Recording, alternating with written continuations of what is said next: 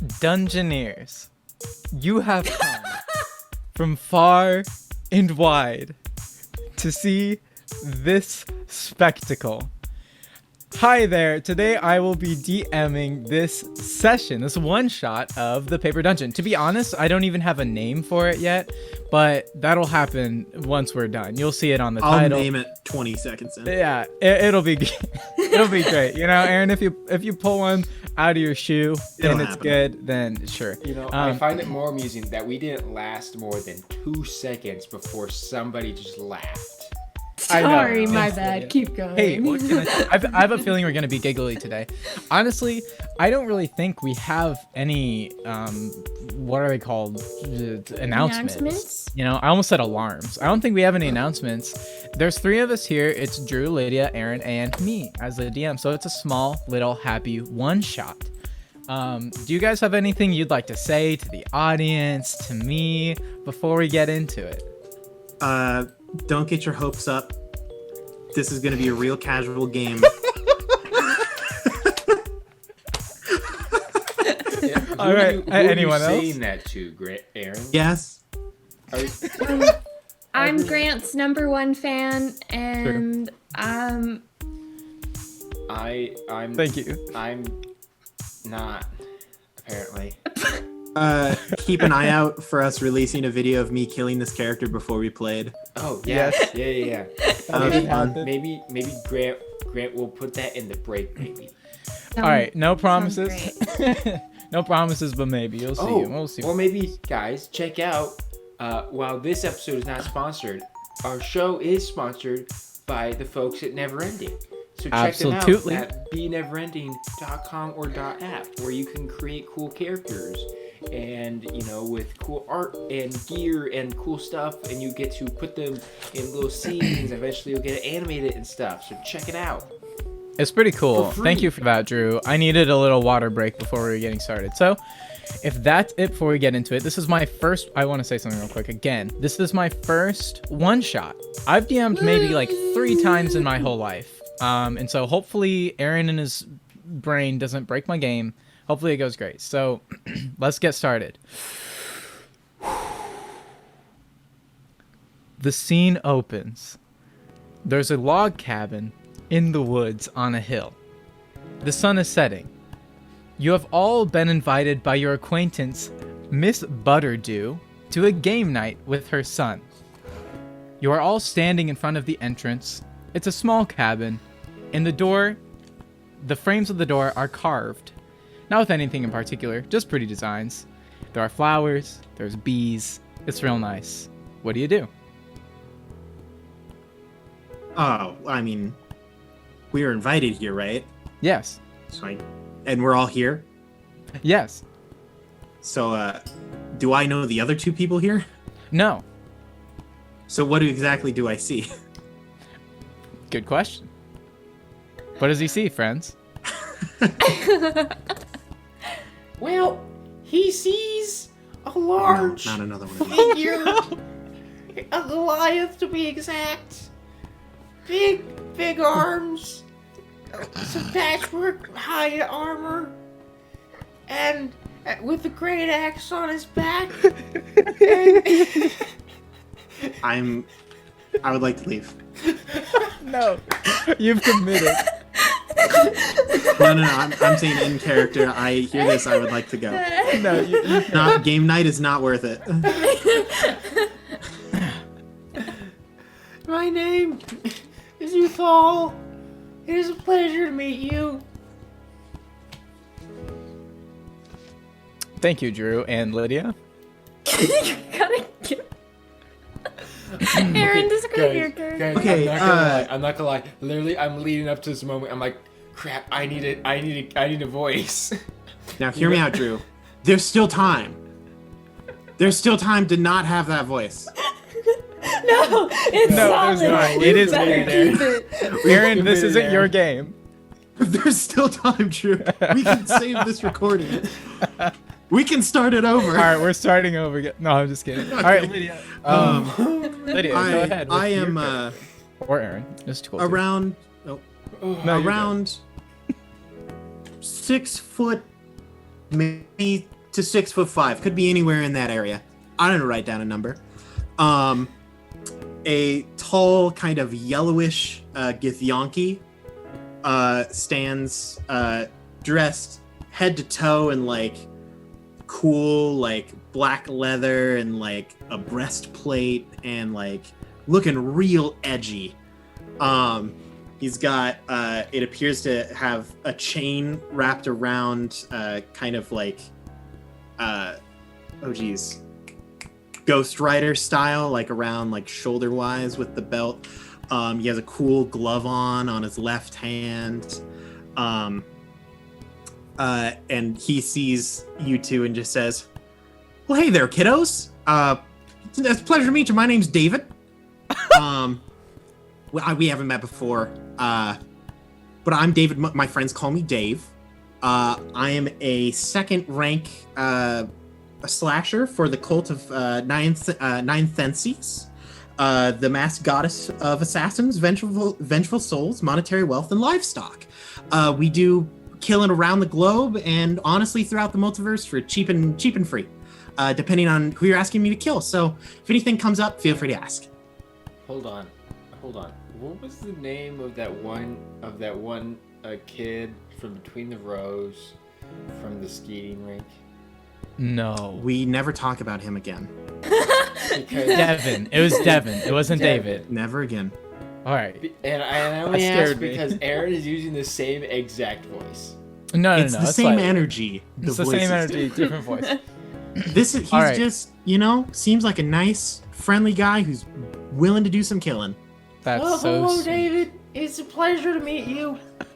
Well, I do say, your name's mighty fine, friend. Uthil, right? Something along those lines? Yeah. Well, that's just mighty dandy to meet you. Alrighty, Lydia. And what is your character doing amidst this interaction? So just staring like straight up at both of them is my little forest gnome Dot. Aw. She's got like these giant curls of like periwinkle hair and like these bug blue eyes, and then she's got like all these freckles on her freaking face. Hi, I'm Dot. You guys are like freakishly tall. Well, that's I do not take offense to that. That isn't that far off. It is a pleasure to meet you, Dot. My name's David. You can call me Dave. I think we're good Hi. enough friends by now. I reach down. You got a mighty fine handshake there, Dot. Mighty fine handshake. Thank you. I assume that you were all here invited for the game night? Oh yeah. Man, me and what's her name again? Ms. Butterdew. Ms. Butterdew. Hold on, let me write that down. It's literally spelled how you think butter and then dew, like D-E-W. Is it just Ms. Well- Butterworth? No. It's just Yes. a giant Why would you syrup ever bottle. think that? Well, let me tell you, I don't know about you, but back in the day, Miss B and I, we got into just all sorts of trouble. She hired me time and time again. Man, she had a whole lot of killing that she needed done. Oh. That's slightly concerning. I mean, you're all our friends. I'm sure it'll be fine. I mean, Come on I'm in. kind of into it. Okay. I think you and I are going to get along just well, Dot. Dot's gonna knock on the door. All right, perfect. You hear from inside, and a little shuffling and Professional voice acting. Yes, exactly. And the doorknob turns and opens. And Butterdew says, "Oh, you're all here. Welcome. Come take a seat at the table." Now, And in my mind, I envision this as a combination of like Grandma Nut from Candyland. That's mixed with exactly who Mrs. I'm- Butterworth. no, Mrs. the lady, the nut lady from Candyland is the exact picture. Yo, in my Grandma Nut. Let's Yeah. get it. head. And she's like, "Come on in." And then she's kind of waddles in, and then you see a little boy, probably you'd guess maybe like 4 to 6, somewhere in there. And he has dark hair that kind of is pushed over in his face. He has blue eyes and fair skin. And she turns around, she says, "This is my son, Joy. Everybody say hello." Hi, Joy. Hey there. Enjoy. Hey there, bud. And Joy waves his hand and says, "Are we gonna play some games?" I do suppose that is indeed what we are here to do. Yeah. And then Miss Butternut turns to Joy and says, Close well, enough. we gotta eat soon. Wait, did I say Butternut? I meant Yeah, Miss Butterdew. Butternut, the squash lady. She turns to Joy and says, well, now we gotta eat dinner. And she notions to the table where you see there is 5 settings at the table. One of them with a booster seat for Joy. Do you have like a second one of those? Oh, let me see if I can find something. Okay. And she's looking around. Is there just a box while on the she's- ground by chance? Is there a bookshelf? All right, guys. If you how make about me sit on a dictionary, I'm going to be offended. Drew, make an investigation check while she is looking. Oh, I'll roll for her too. Sure, why not? She's trying to find. Investigation 14. I will also look around. All right, great. And are you looking around for anything in particular? I'm looking around, to find something for Dot to sit on to get her up to the height of the table. All right, great. What did you get, Aaron? 20, dirty. Jeez. All right, Drew, you managed to find, let's say you find like a old, sturdy glass apple juice container, right? And it's glass, but it's sturdy. And Aaron, or what's your character's name? Oh, I'm David, but you can call me Dave. Okay, yeah, that's right. How could I forget David? David, you find a small crate. Exactly what you were looking for. I say, and while you were looking, David, you happen to glance over at a desk, and on the desk there are some not quite yet finished sketches of what looks like to be a farm. Maybe like architectural, looks like it's just not quite finished though. Like there are parts of it that are partly drawn and stuff. And she says, I can't find anything. And she turns around and notices that you have found something. She's like, oh, perfect. And let's take a seat at the table. I take a look at Uthal and say, I mean, if you would like to use that therefore apple juice container that you found, that's fine with me. Dot, which would you prefer? I found a crate here if that might be to your liking.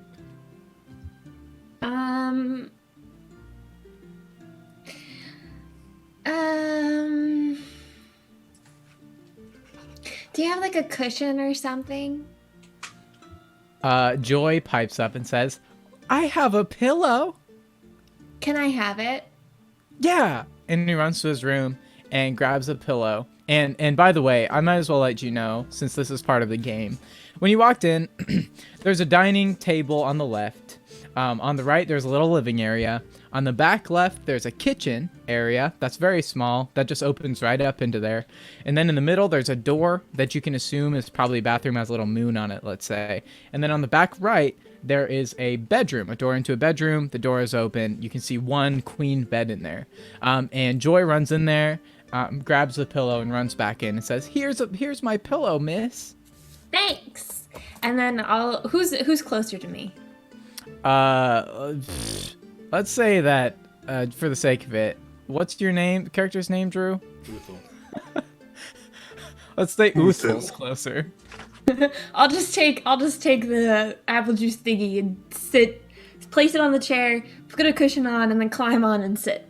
All right, that is absolutely spectacular. Does everybody sit down at the table? Yes. Yes, I absolutely do. Absolutely do. Great. Joy pipes up after sitting down and says, all right, we'll start with our first game. Tell me about what you do. Like, your job. I want to know.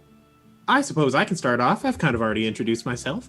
My name is David. You can call me Dave. I am a second-tier member of the cult of Nyanthenthes. David. Yes? No, I was just saying your name. Keep going. Oh, yes. We worship the masked goddess of assassins, vengeful souls, monetary wealth, and livestock. Whoa. it's a very varied portfolio. We do killing for cheap. You know this very well, Miss B. All around the multiverse through portals. We do it on the material. We do it anywhere you would like. As long as you got the coin, we got the killing. And honestly, it's my two favorite pastimes, killing and grilling. I love, out on the barbecue. It's one of my passions. I don't know what else to say. Joy says, "Wow, I didn't understand half of those words." Don't worry, you don't have to, as long as you get the money part. He looks over at Dot and says, "What about you, friend?" I'm a performer. What? Yeah. What have you performed? Lots of things, but the things appropriate for you include musical instruments. Oh, could you play some for me? Yeah, it's a little broken, but here goes nothing.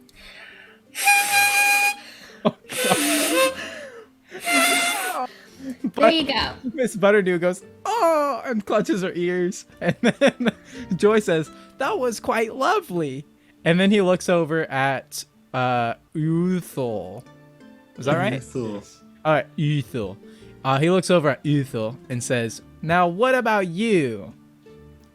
Are you a wrestler or something?" I kind of just live in the woods. You have a funny voice, mister. Yeah. I'm sorry. It's from when I was little. I got attacked by a bear, and it ripped out part of my throat. Oh, that sucks. Sorry about that. That's so bad. And I must be wondering what happened to the bear. Oh, I'm wearing it. Oh. Well, ain't that just a fine accessory you have there? All right, now you guys And you are know chowing that down. I am often an accessory to murder. You guys are chowing down on some country fried steak, green beans, cheese, broccoli, and mashed potatoes, just in case you are wondering. And then Joy pipes up and says, "Now we're gonna play a second game. It's real fast. Kinda. It involves questions. The game is called 6 questions." I had to double the amount of people that were here, and so that was what that brief pause was. Yes. Joy doesn't say that, Grant said that. And I got 6, so I hope that's right. He says, "We're gonna play a game called 6 questions. You have 6 questions to guess what I'm thinking, and you could also, instead of asking a question, guess what it is, but you can't do both. And we'll go Okay. around the table, starting with you." And he points at David. I'm really sorry. I got distracted by these, frankly, delectable green beans. Could you please repeat that for me? Wait, I have a question, but it's not one of the 6 questions. This is before we start the game question. Does that count? That doesn't count as one of the questions, right? If that count, hold on. No. Joy looks confused and he says,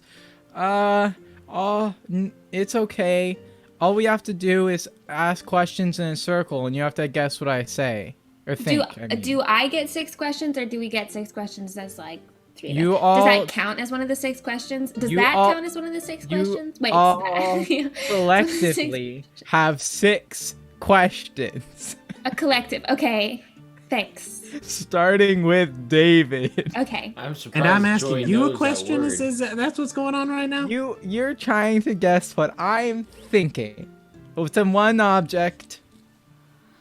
So is this kind of like an I Spy Or- situation? You know the game 20 questions? It's that, but 6.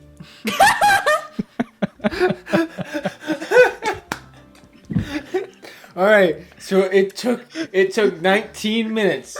19 minutes for us to break Grant. So is it bad? Is it bad that I legitimately couldn't remember how to play the game 20 questions? It's 20 questions, but 6.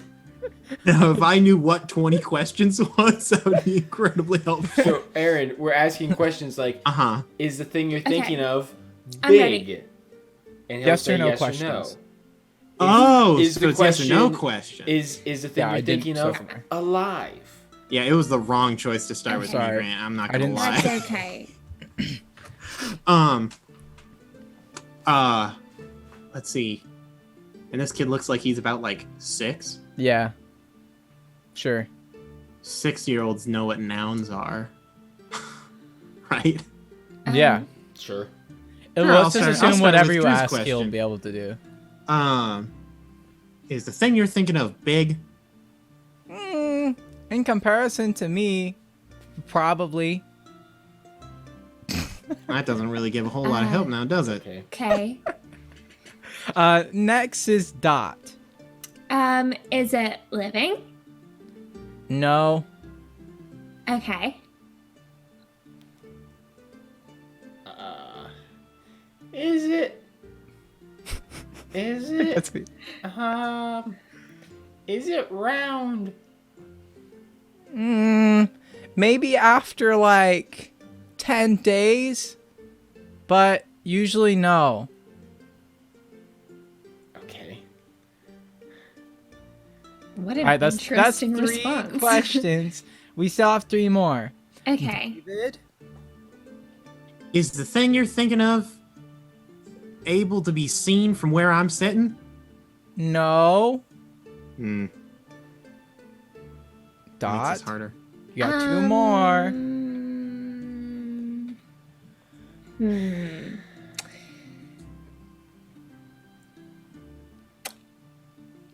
Can you find it in this house? He thinks for a second, and he says, not inside the house. Okay. I know exactly where this is going. All right, you Thrall, whatever your name is. It's your turn. Yeah, you got 1 guess or question. Yep. I have to guess right now. Unless you ask a question, do but then it. you lose. You can do it. Okay. Is the object you're thinking of a rock? Nope. You're wrong. Ha ha ha. The object, do you want to know what it is? Sure. Gonna be It's a a- trapdoor. It's a dead body. I knew it. And then, Okay. Butter... How is that Dude. round in 10 days? It inflates, bro. Have you seen... Okay, anyways.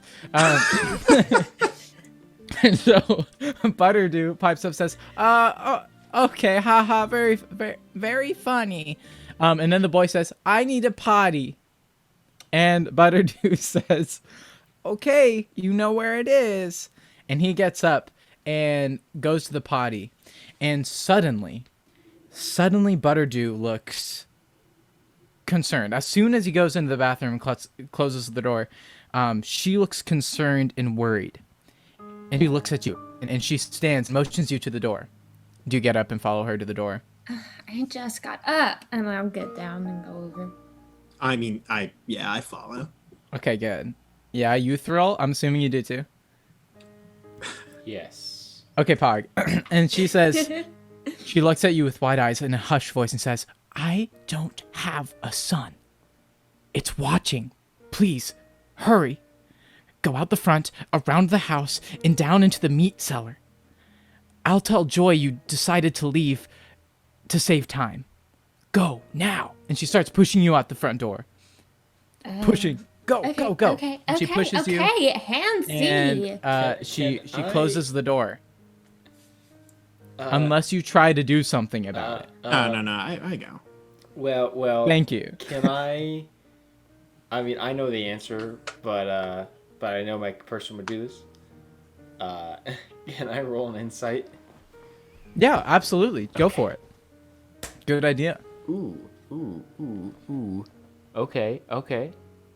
That's a 19. Okay, you can tell she's totally serious. Absolutely, she is terrified. She wants you to go to the meat cellar right now. Okay. So she pushes you out I will the door. state my second question was almost, is it a skull? Which is the closest thing I could think, and I'm really disappointed in myself. It was rigged to lose. Don't worry. But I totally could have gotten there. Oh yeah, I would have been very impressed. Yeah, I head out the door. Awesome. Around the back. Wait, not quite yet. You're just out front. Make a perception check, everybody. Oh, I would love to do It is now nighttime, so it's dark outside. Okay. 19. Okay. And Aaron? I'm sitting with a solid 15.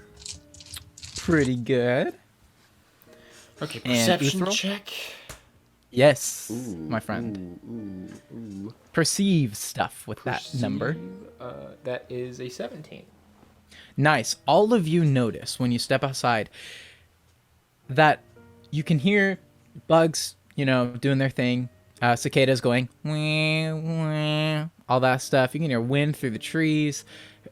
But it's a little bit darker than normal. And when you look up at the sky, you don't see any clouds, but you also don't see any stars. And you don't see the moon. And you could have sworn that tonight it was supposed to be a waning crescent. I just came up with that on the spot. This is what it was supposed to be, but the moon isn't there. And it's really weird. What do you do? Well, this does seem like an absolute shame. How did the waning crescent is my favorite phase of the moon? Yeah, it's very strange that there isn't a moon tonight, guys. Don't you think that's super strange? That is quite strange. I also did think it was rather strange. I've known Miss B for a long time, and she's been a very, very loyal and straight-laced woman.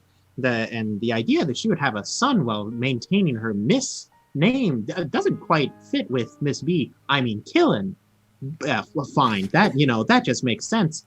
But I don't know. Sleeping around, that doesn't sound like Miss B at all. I mean, I do think that we should probably go be checking out that meat cellar and whatnot. it seemed like she was pretty terrified of whatever it was. All right. Okay, so let's go.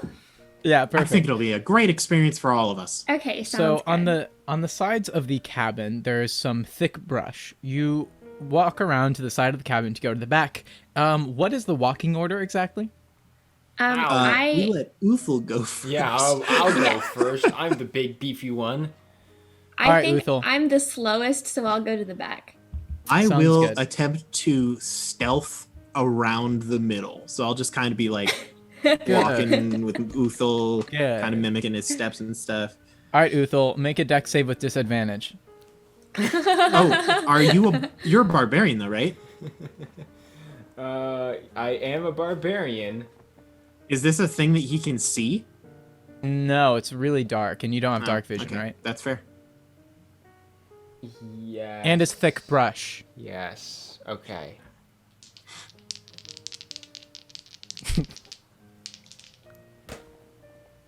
Okay. Being the DM is fun. Disadvantage.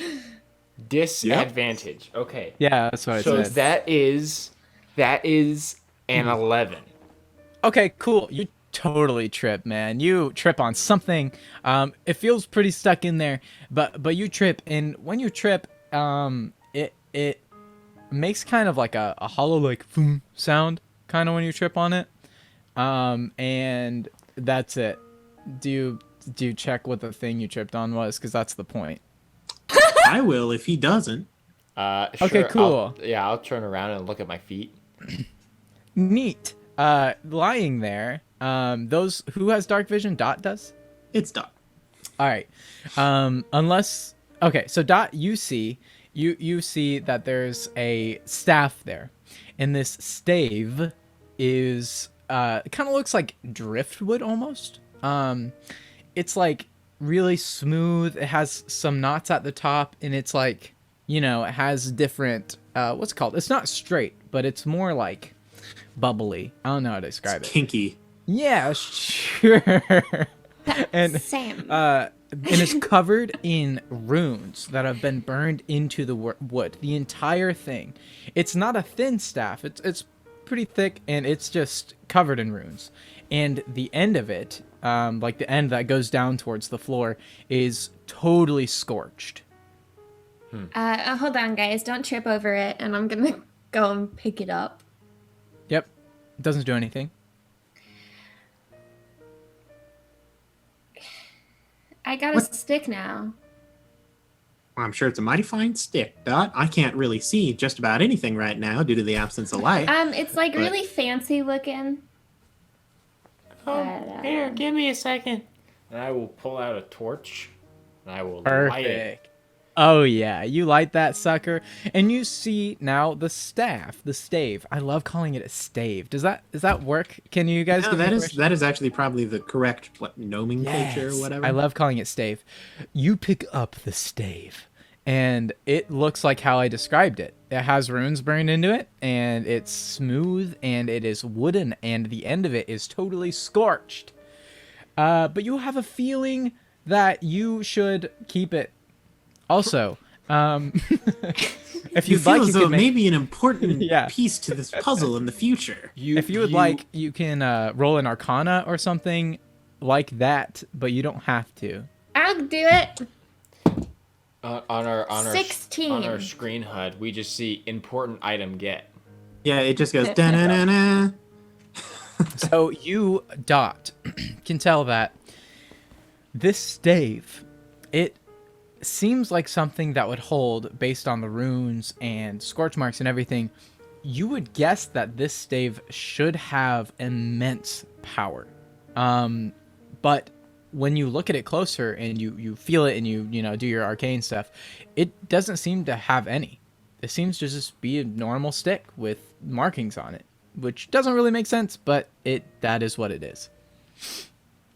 Okay, so this thing was like really, really cool, but it's not currently.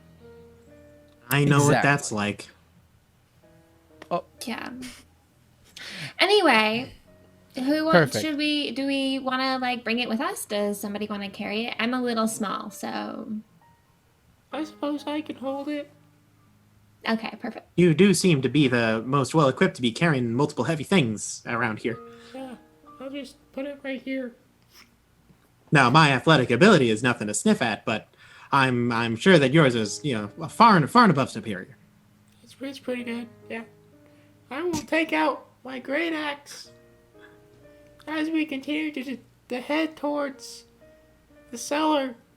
Perfect. You guys round the back of the house, and there to greet you are, you know those doors that go into cellars that are at like a 30-degree angle, and they Yeah, have like it's like handles and a- they pull open, and It's they're the storm shelter. storm shelter doors or whatever. These doors are that fashion, but they are made out of wood, and this wood is extremely like old and rotting. It's held by little iron like bars, but most of it's just wood. And in the middle, on the little handles, you can tell that there is rusted chains holding the handles. But you would guess I rolled a hit. that it's exactly there. You go. Perfect. What do you get? It's breakable, is what you're getting at. Yep. Yeah. Mm-hmm. I gotta stay on. You know what? Just because I can, I'll make it reckless. Go ahead. Hit that That's- door, that's man. An 18 on die. Plus. Oh yeah, you absolutely hit number. it. Cool. Do you want to roll damage now? Ooh, Mm-hmm.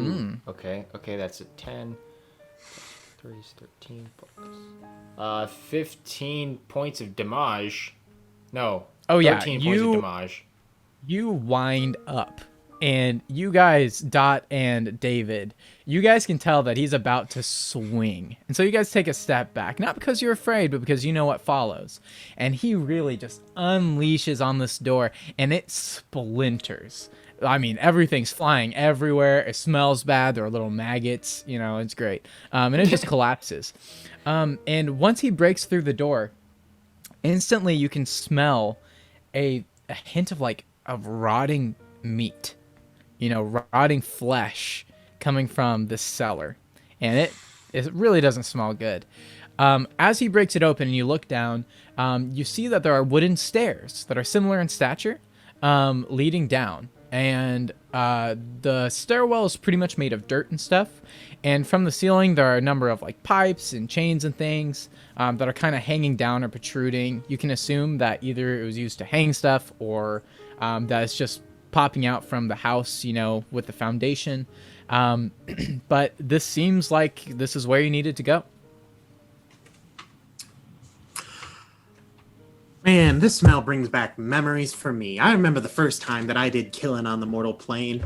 And man, where I live in the border between, in the realms of chaos, time is at a standstill, so bodies just never decay. Most of the time, you don't know if someone's sleeping or dead. So this was an entirely new experience for me as a rookie. I showed up there, I did my kill, and I did my job, and I started to leave, and then I realized that the body started to decay after a couple of days. Man, that was a real journey. I didn't know what was going on. I had to ask for help from the local authorities, and man, did that turn into a scuffle. That was You're awesome. funny. Okay. So do we, just go in, I guess? I mean, I suppose that we probably should be going right about that. Yeah. Okay. Same marching order? All right. I'll keep leading. I would like to stealth. Sounds good. I'm gonna hang out in the Actually, I will let... I'm going to say, hold on there, big fella. I think it might be potentially best if I kind of move ahead to kind of check for maybe traps or other forms of maybe sticks in the ground that might cause you to trip and fall. I Okay. suppose that's a good idea. Is that you, Aaron, saying that you're checking for traps? I would like to stealth and check for traps. All right, so as you move towards the stairs and you take a closer look, you notice that they seem pretty shabby. They seem like if given enough pressure, they might not hold up very well. The steps, you said? Yes. I should be warning you, big fella, if you make sure to step lightly when going down these here stairs. They seem to be a bit rotted and not quite up to code. Okay. Up to code. Now, let me tell you, back on my in my home, this would never stand. The Githyanki are big. I don't know. I don't like to say experts. I don't like to brag. I consider myself a pretty humble person, but we are some of the best creators in the multiverse. We have an endless amount of time to do so, since time's at a standstill. So we just learn all sorts of crazy things like this. And let me tell you, this would not fly I back love home. that nobody stops him. Everybody's just standing there listening to David just go on and on. Everybody's just like this is fine. There's a Okay. killer in the basement. Well- Yeah. And I'm like, I'm tiny, and I also can see in the dark, and you guys can't. So, do you want me to try? Does it look like I could use the stairs, or am I too much? I mean, I am too much, but I meant for the stairs. I think you're just enough, Dot. Oh, thanks. Anyway, what I'm here for. Am I good to go down the stairs, or do you think I'm gonna fall? If you'd like to go first, I won't take that away from you. I think that is completely free and well within your choice. Okay, I'll look and see if there's some other way you guys can get down to. Okay, and I'll attempt the stairs. All right, so you take a step and as I you put will. on- Can I ready an action to in case something goes wrong to grab her? Absolutely. Now you will have to roll for that, but yes. Yes. Absolutely. And she, as you take a step, Dot, you just immediately, there's nothing holding back. You just start falling through the stair, into darkness. Now, I will allow, let's see. I'll allow Aaron to roll a check to catch you. Do I get a reaction? Yes, and you also get a reaction, but, you'll just do a flat dex roll as well. I'll have both of you roll dex rolls, and let's say if one of you succeeds, you are able to grab on. So it's kind of like advantage. Can I use sleight of hand for this? Sure. Yeah. Huzzah! Okay, I got a 16 for the dex. That'll be an 18 for sleight of hand. All right, great. So, Dot, you reach up to grab the ledge, but it's real tough, and you start slipping. And David just manages like nothing to just grab you and pull you back up onto your feet. And Wow. as you look down, now there's quite a few stairs that have just been broken through. And as you look down, there's just a pit filled with centipedes, and they're not small, but they're not huge. They're maybe the size of a puff Cheeto. And they're just all crawling around, and you can't even see the floor. That's What do you- Okay, that was really good catch. Okay. Thanks, I know I am. Now, Mr. DM, sir, how can we see the bottom of the staircase? Yes. Okay, how far And is it? It's let's say like 12 stairs. It would be quite a jump, but the ceiling is low because there are pipes and chains hanging from the ceiling. Okay. So Mr. DM, here's what I would like to do. I want to go back 10 feet, and then Okay. I'm going to start to run towards the cellar doors, and then I'm going to jump and just swan dive forward. Wow. I'm just going to flatten myself in the air. Hey, I wait, will. Oh, That way I okay. could just fly forward like a pancake. okay, while he's doing that. Here, real quick, Uthal. I'll have you roll an acrobatics check to see if you can nail this thing. Go So ahead. Could it be athletics? the No. like stuff on the ceiling, does it look like we can grab onto it Yes. and like get down? Yes. Cool. Hey, Dave, Yes, little miss? can you like lift me up a little bit more? Absolutely, I sure can do that thing that you're asking me to. Real Thanks. quick, Uthal, what did you get? 3? All right, you try. Trips over Dot.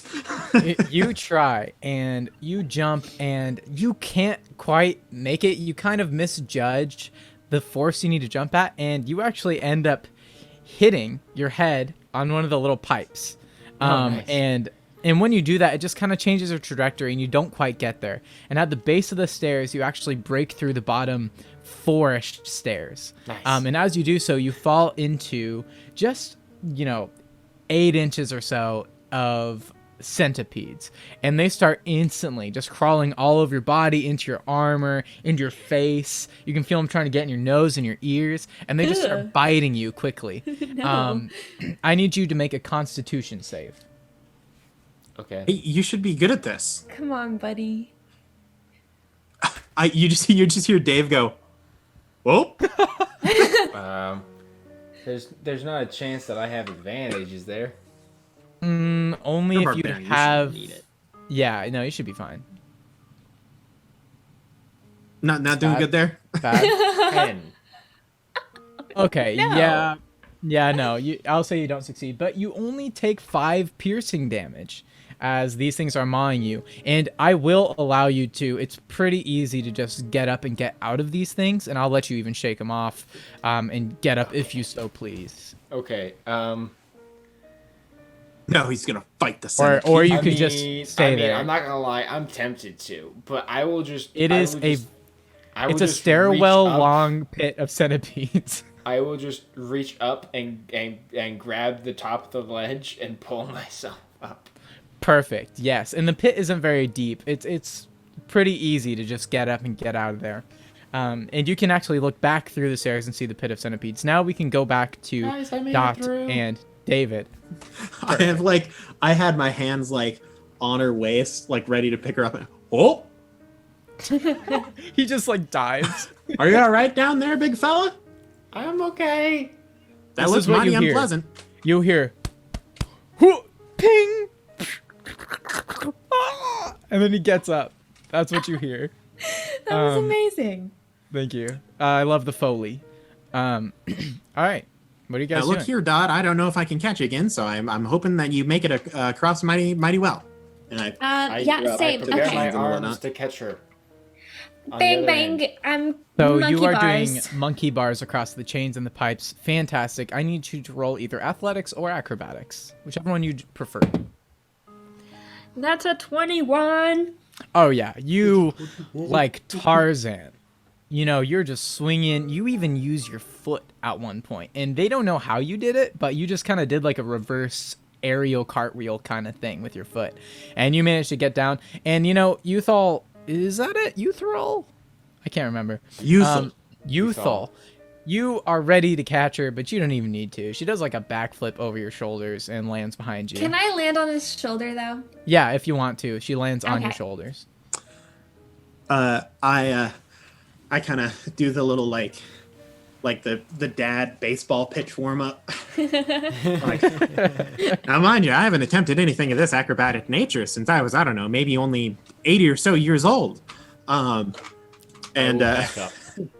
I will kind of run and I'll jump and I'll try to do some cool like wall kick stuff and like swing and like do some stuff. So you're doing acrobatics then, do I'm some assuming? cool things. If athletics is available, I'll take it. Yes, you can absolutely use athletics for your cool acrobatic stunts. 100%. I'm serious, you can. Yeah. You're just a flipping monster athlete. You're the scrappiest. You're the scrappiest thing you are. I can't remember what your race is. It's not stellar, but it's a 15, which is better than bad. Yeah, that's actually that is the exact DC you needed to get down there. So I'm very proud of you. Good job, David. You made it. It's not as cool as he would have. He like tries to kick off the wall, and he kind of makes himself like swing sideways on the chain, and so then he kind of has to reorient. It's not that cool, you know. Have you seen the part in The Office where they're trying to do parkour? Parkour. Yeah, it's really similar to that. It's the same energy. In that case, this is exactly how it was intended to be. All right, perfect. So you guys get to the bottom of these stairs finally. You can still hear the slight scuttling and spitting of the centipedes behind you, but as you look forward, first of all, the first thing that hits you when you get to the bottom is just the stench. It is really almost unbearable. It's quite gross. It smells like rotting meat. And as you look, you guys see some rotting meat, but not quite what maybe some of you are expecting. You see several chains hanging from the ceiling in this dingy stone room with a dirt ceiling and walls, stone floor. And you see these old chains hanging from the ceiling, and on them are old hanging pig carcasses, like swine. And these carcasses, you can tell I've been there for a minute. There's even one of the carcasses that have broken off at the neck and is on the floor, kind of spilling out. Quite gross. Along the walls, there are old wooden shelves with some old rusty cans. Some of them have, greenish stuff in them, which you can assume would maybe be pickled beans or something. You don't know. And then in the back of the room, there is just one single metal workbench that has a solid front and sides and a solid top. And on it, there are some old rusty tools, and there is a bunch of blood stains on it and around it. You can assume that this is probably where they would butcher the pigs. I need you all to make perception checks. Yippee. Yeah. Okay, we're back to... We had that really good streak where I was rolling my stats for the third time, and now we're back to where I normally am. So that's a 10 from David. Okay. 10 for Uthal. Okay. Oh, you see, that's a royal flush. I'm pretty sure that's how that works. So if we all roll 10s, all of you, that adds up to a 30. All right, so you guys are all in this place, and you see this workbench, and you just can't help but feel like there's got to be more down here than what you can see. Now I do be thinking that this seems mighty small for a standard meat kind of cellar situation that I would normally see around these parts. Okay. Well, I don't see nothing though. Grant, would you allow me to roll a survival check to look around and see if there are any like tracks or something in here of people being here recently? That is very creative. Or absolutely. Direction of travel. Absolutely, you can. Okay, great. It can happen, guys. Whatever. It can happen. Did you get a nat 20? On my dice. Natural 20. All right, nice. You put on the tracker goggles in your mind, which is how you get focused. You think you like pretend like you're putting on goggles. It's awesome. You make a little sound. It's great, and you start looking around, and as you look around, you get closer to the workbench, and you notice that this deep reddish, rusty red blood stains on the floor. You notice that a part of it, right in front of the workbench, looks like there's almost been flecks worn away. It's not quite as perfect and clearly like a pool of blood. There are just some flecks out of the way. And then you keep looking towards the workbench, and you notice to the right of it that there are some scrape marks to the right of the workbench. Just two scrape marks going straight from the right, straight to the right. That's what I meant. There's nothing next to the desk?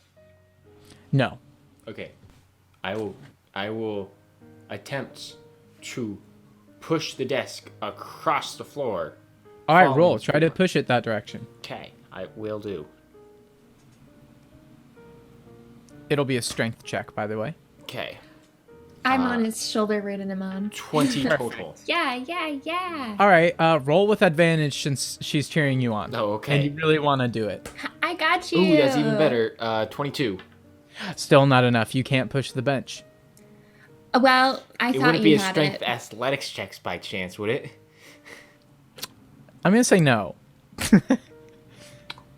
I will disagree, but I will also respect that decision. Yes. Well, I rolled a 19 on die.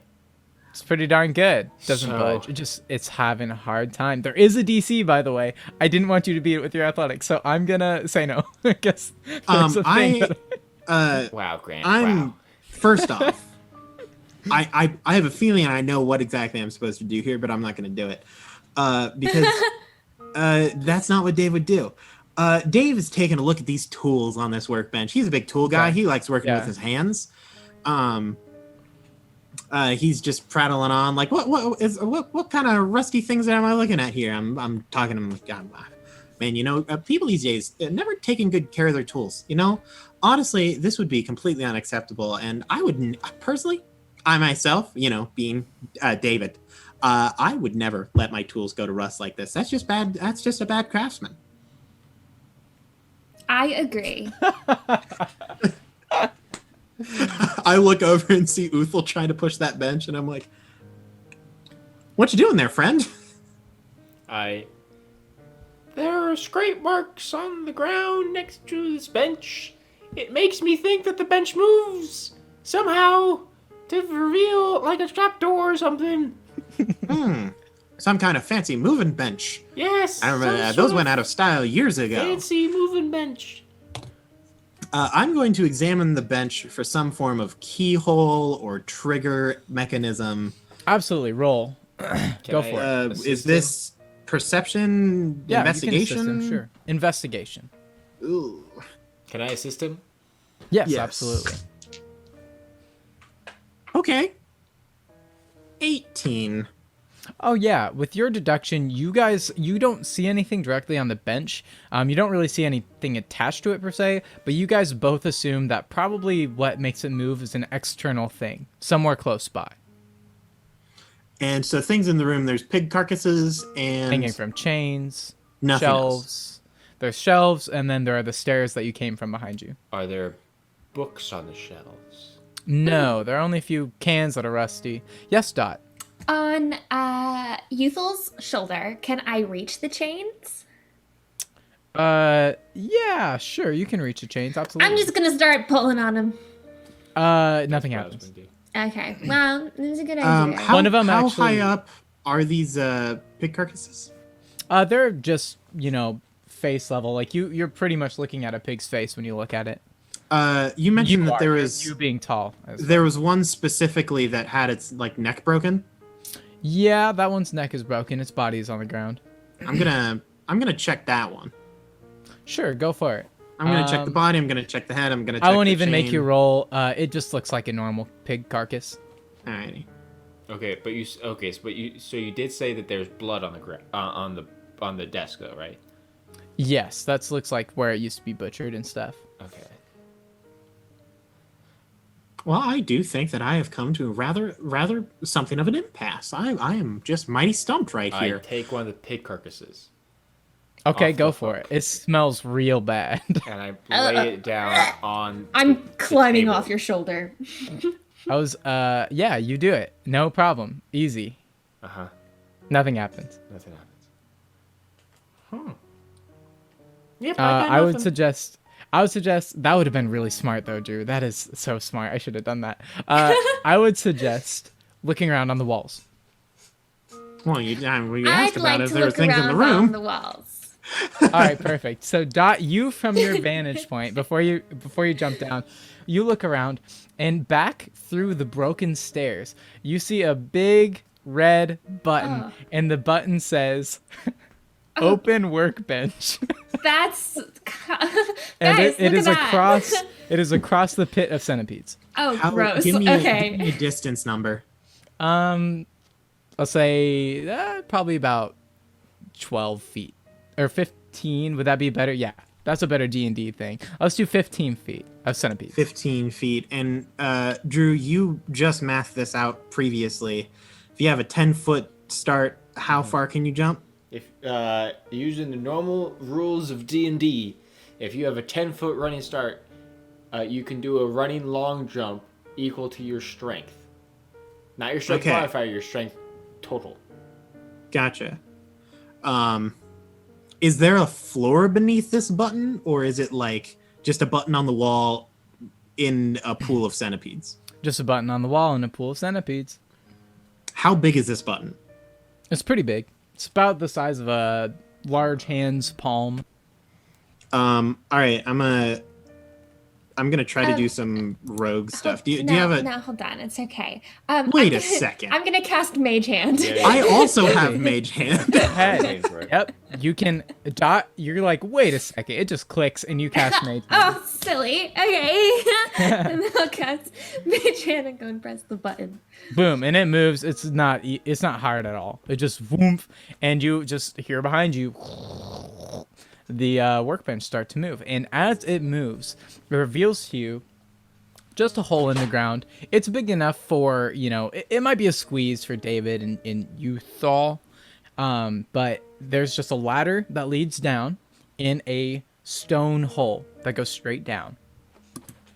As you look closer to the hole, it doesn't look like it goes super far, maybe 15 feet, if anything. And it's just a ladder down, and then you just see it turn off into a passage, and that is all you can see.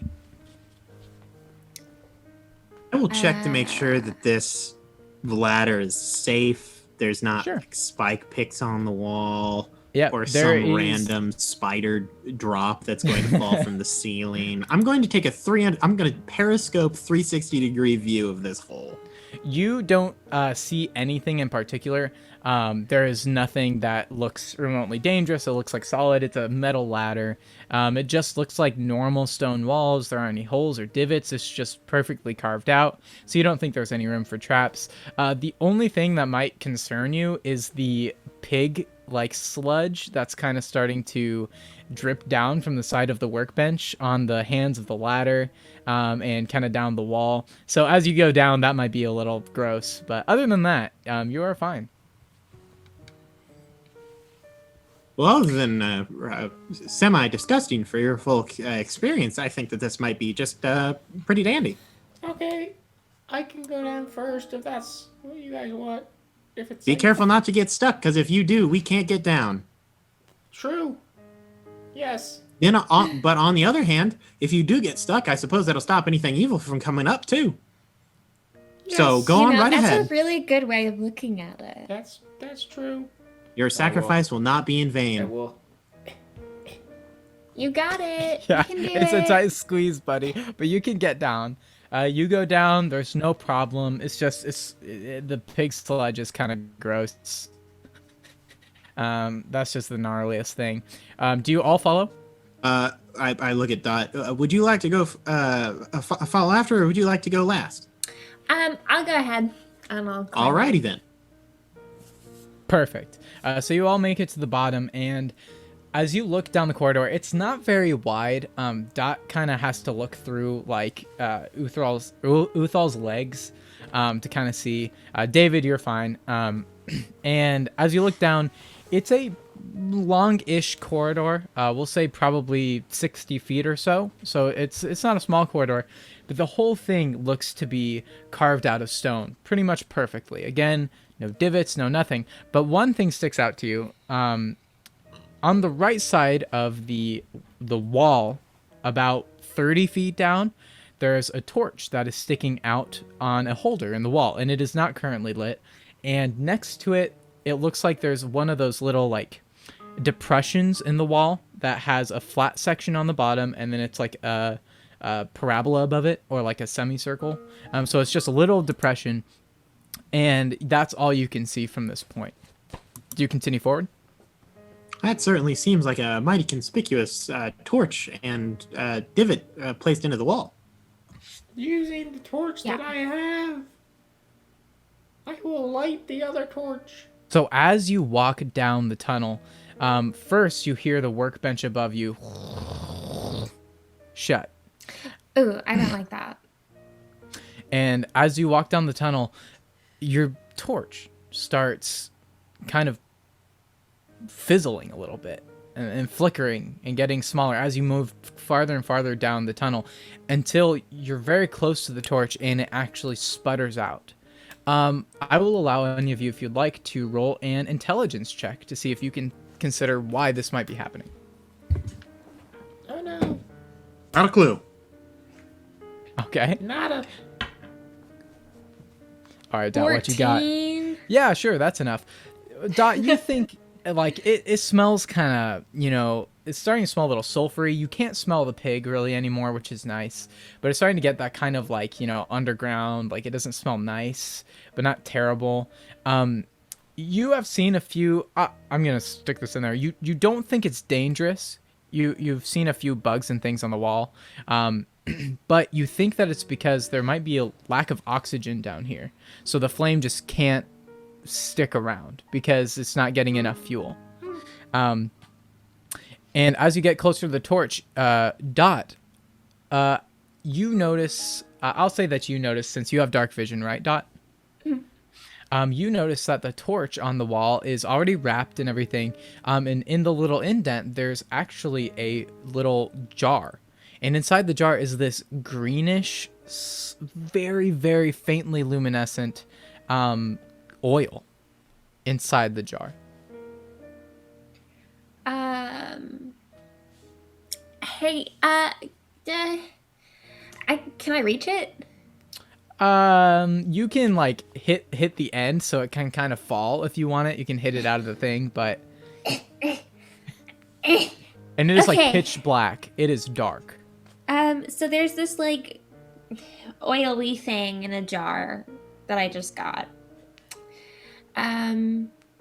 Also, I think the whole like torches thing isn't gonna work down here. Just cause like low oxygen, we should be fine. It's just not enough for flames. There's other living things in here, so yeah. What do we want to do with this oil? Well, if it is oil, theoretically speaking, we could use that to light the torch. Even though there's no oxygen. Yeah, I love you, Drew. I don't think that's gonna work.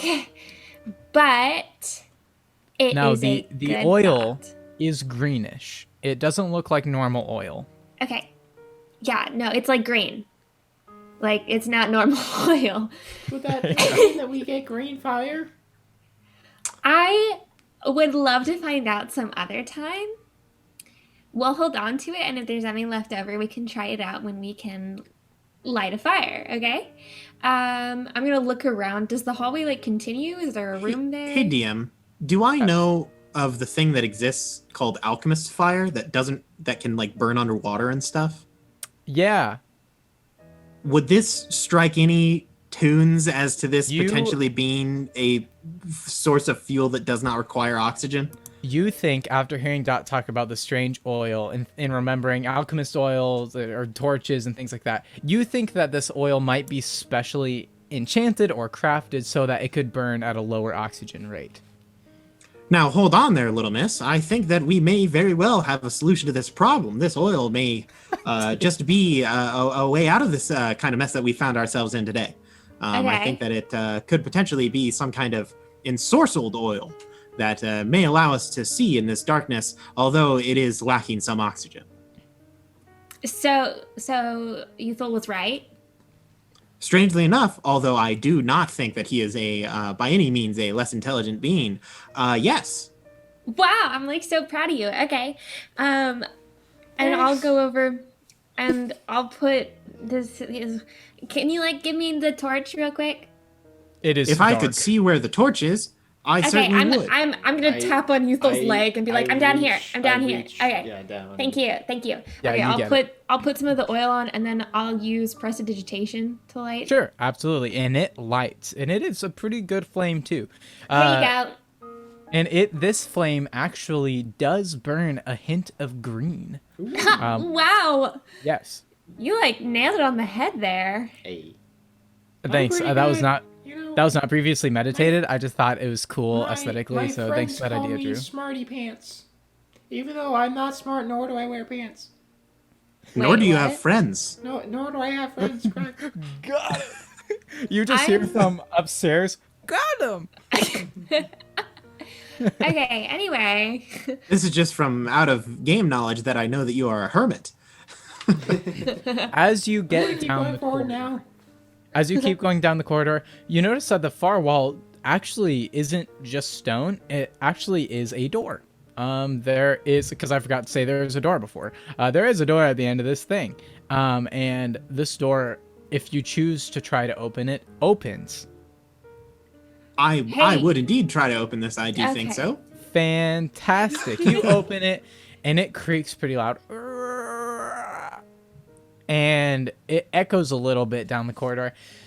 And what you see in front of you with the slight green hue is you step into a smaller oval room, like wide. It's a little wide, not very deep. And it's pretty damp in here. It feels musty. And on the floors, you can see there are patches of little, like, moss on the floor. There are a few, strangely, there are a few hanging plants that seem to not be doing that great, but they are there. And then different parts of the walls are littered with either scorch marks, or maybe a part of it looks like it's been melted to reveal less refined stone. Some of it looks like maybe it's bubbled. Or oozed. There's just a bunch of different weird things going on with the walls, but nothing that seems to be actively happening now. And in front of you stands a desk. A smaller desk with a wooden chair. On the left of the desk is a large wooden door. Not wooden. Large metallic door. And this door is a little bit rusty, but for the most part pretty well maintained. In the middle, there is a circular little pad, and there's a lot of beautiful, like, scrawling stuff, like leaves and things. And then in the middle, there is a large spot, indentation, that looks like it's the shape of a diamond. And then on the right of the door, there is just a normal wooden door with the iron, wrought Knocker? iron. Yeah, sure, yes. Knocker or door handle, whatever you want to say. And above it says it's pet. And then on the desk in front of you, you see a few candles that are burned low, not currently burning, previously burned low, as if it's taken a lot of time. And then on the desk itself, you see a journal opened up near the back. And then on the right of the desk, going down to the floor, there are just a couple of drawers. What do you do? Well, this here journal seems to be placed as some form of plot device, so I think that I'll take a look at that one first. Fantastic. You walk up to the journal, and it is indeed opened to a journal entry at the back of this book. And the page says, "I have finally completed it. It is intelligent, powerful, and dangerous. By experimenting here for the past several months, I have finally perfected it. I think this might be a first in history.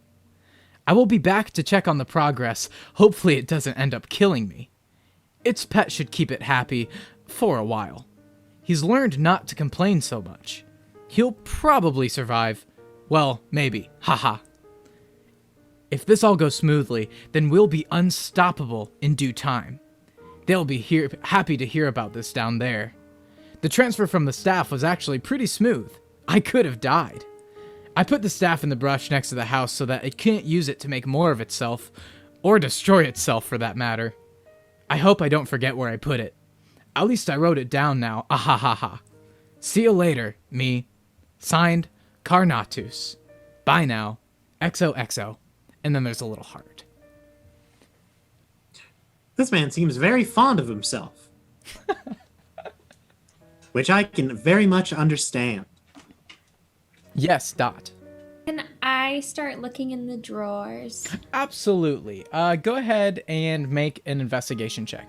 Also, Aaron, whose name is David. David, do you look at the rest of the journal? Oh yeah, I'll flip through. Okay. On the other pages, every page is dedicated to a different rune. And each page seems like the rune did a different thing. Like, some pages, the rune around it, it's burned. Some pages, it has watermarks. Some pages, it looks like maybe it was oozing something. Some pages are sticky. This is just the entire thing. There's no other journal entries, just runes after runes after runes. What did you get on your investigation check? Nat 20. Nat 20. Great. Look at this. I can turn the page now. Woo! Woo! Actually, I can't yet. When you open... but we're almost there. When you open the drawers, you look around, and you find in the top drawer quite a few pencils. A lot of them have been broken, like written down. There's a lot of tiny little nubs of erasers that have been used. You also find a number of spell components, different herbs. You actually find, let's say, one little pouch of pulverized diamonds, which is pretty great. I don't let the others see that and Okay, pocket fine. that. And then that's all that's in that one, just a number of herbs and different spell components, nothing really expensive. And then you look in the bottom drawer, and in the bottom drawer you see a small pouch of gold, kind of hidden by like old, I don't know, let's just say the old paper. Nothing important. But under it, you see like kind of a hump. And with your nat 20, you uncover it, pick it up, and it's a pouch. And as you count the gold, you notice that there's 69 gold in this little pouch that you get to keep all for yourself. How many pages are in the diary? 420? Yes, it's a pretty big diary. And after counting for 30 minutes, you count 420 pages. Congratulations. Is there anything else you'd like to do? He's a pretty slow counter if it took him 30 minutes. Okay, so... 420, yeah, that's true. I mean, well, that's because I told a story between each page. Oh, yeah. Okay, well... Can I try one of these doorways? Sure. Do you try the left one with the imprint that is metal, or do you try the right one that is labeled "It's Pet" and it is wood? That seems dangerous, so I go with the left one. All right, you try the left door, and it just won't budge. It seems like it's sealed tight. It won't even move just a little bit. Would you like to inspect the door closer, or just move on to the right one?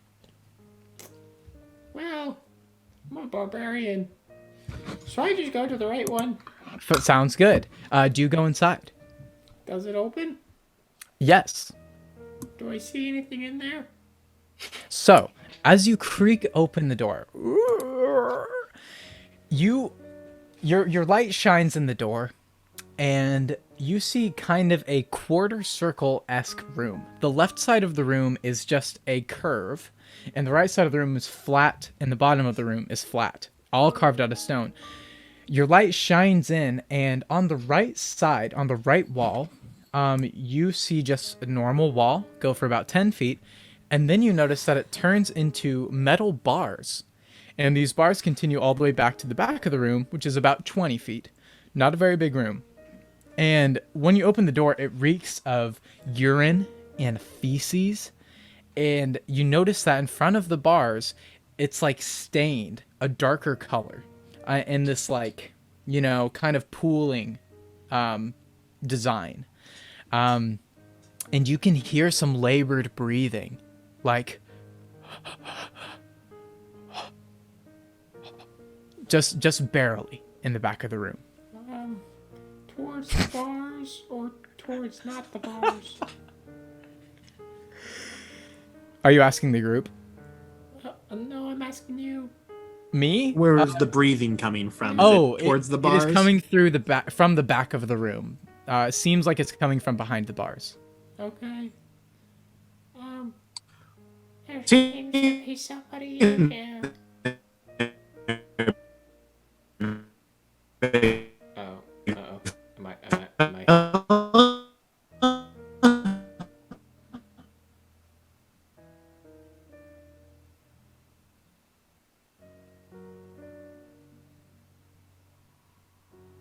Well, guys, this is the part of the show where currently it's just me. I'll kind of When you see this later, peek you my head. can cut this all out.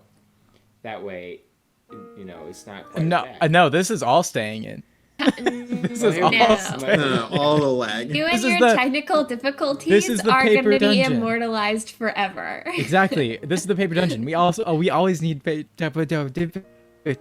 a part of All this, right. and Hannah's not in the group. That means something has to go wrong. Yes.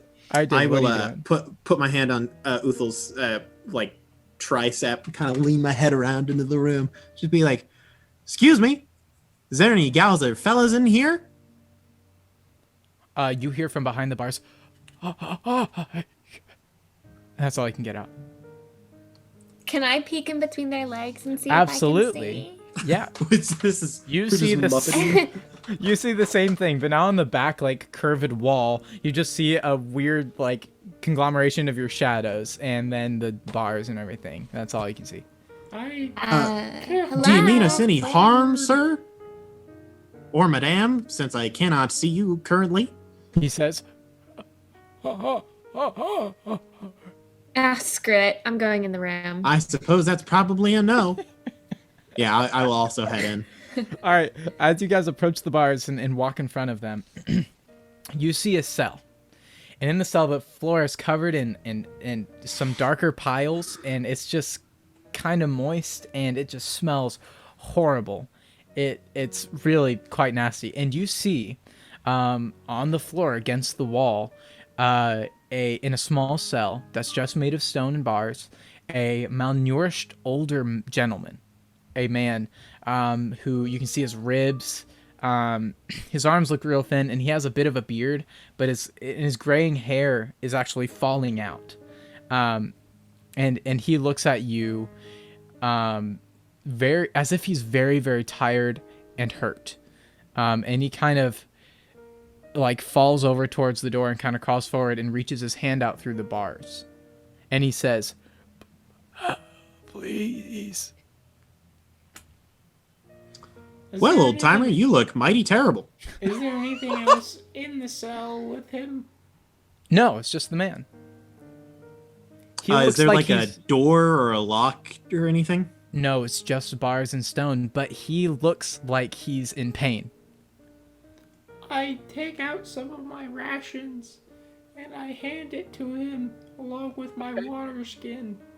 I will let you make a medicine check to see if you can help him out with your supplies, with your rations, water. Here goes nothing. What's in the room again? Can somebody help me at all by chance? I will let somebody help you. I am proficient in medicine as well. Yay.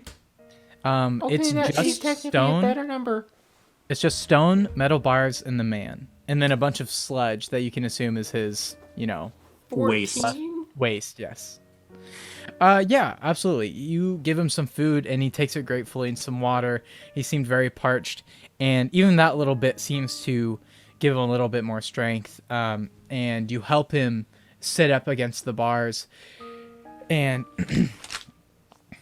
he begins saying, or he looks up at you and says, "Are you here to help me?" Sure. In all honesty, I'm not quite sure exactly what we're here to do. We were told that there was some, my good friend Miss B up above us. Turns out she does not have When you say have a Miss son. B, his eyes get wide and he kind of smiles a little bit, as much as he can muster, and he said, "You said Miss B?" Yeah. Yes, her full name would be Miss Butterdew. I've never actually gotten a first name from her. He says, "Thank the gods, she's still alive." And then he says, "And you mentioned a son?" Yes, some little one named Joy, I think his name was. And he talking looks about angry. dead bodies. He looks angry and he says, "That little stinker." and he looks back and he says, expected something else to come out of your mouth at that moment. I mean, like for a kid who's named Joy, he needs a new name. and I then don't know. He seemed plenty joyful to me. Is there a door to this cage? he says, "No, Nada. I'm stuck in here, and quite frankly, I don't think I could get out if I tried. But How'd you get in? I'll tell you." Okay, cool. He says, "It all happened so quickly. My wife was out in town getting some supplies so that we could do some work around the farm. A man walked in as I was sketching some plans for expanding the farm.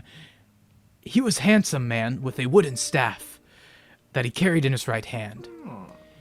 It was covered in runes. He had an ordained..." Did it by chance look like this staff? Hold on, you're interrupting his monologue. Yeah, that is Keep mighty going. rude, And Uthal. he says, "Yes, that's it. But there's more." Okay, keep going. Come on. The man was clothed in an ordained robe. It was Alright. deep red with golden filigree. Okay. He said, "I'm so sorry. I'm not sure why it wants you, but it does. Don't worry, your wife should be fine." I tried to ask him what this man was talking about, but he held his staff forward, and the next thing I can remember is waking up in this cursed cell. I haven't seen anybody since. That's mighty. I don't even know where I am. Quit interrupting me, boy. I don't know. And he I mean, says, he says, "I'm trying to monologue here. Right. Keep going. I didn't even know where I am. I still don't. Every now and then, I hear a brooding voice in my head. It messes with me. I'll feel pain out of nowhere, but it's always different. And don't even get me started on that blasted kid, Joy. Okay. Please, I you will. have to help me. All right. Yeah. I'll stay here. Okay, Please. cool. Figure out what's happening and come Right. back for me." Right. I don't suppose you happen to have any coin on you. He says, "Do I look like I have coin?" And he's just in a loincloth. Awkward silence. By the way, is in game. David has produced a carbonated beverage of some kind. It's just been like awkwardly sipping on it in the background. The old man looks at it thirstily. He says, "Now hold on there, old timer. I should warn you, it's not good to give a carbonated beverage to someone who's dehydrated." He says, "Oh." okay, so Alright, it seems like this Joy kid is kind of bad. And Miss Marydew doesn't like him either. So like, Butterdew. Butterdew. Does that mean that I could take you to be a Mr. Butterdew? He will say, "Yes, I am he, Winfred Butterdew." Well, it's a pleasure. Your first name is Your Winfred? first name is Winfred? Yes. What's Wow. what's wrong? Okay. Is there something with Winfred? I can understand why Miss B doesn't talk about you very much. Is there Listen, something I I'm just- missing, guys? I just came up with that on the spot, guys. And then out of nowhere, Winfred's fine.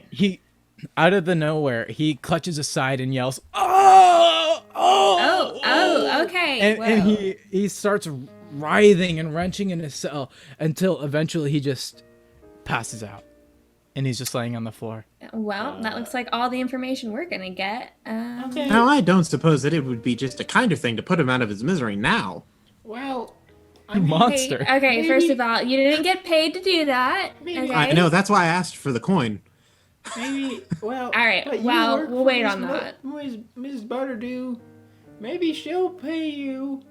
if you save her husband.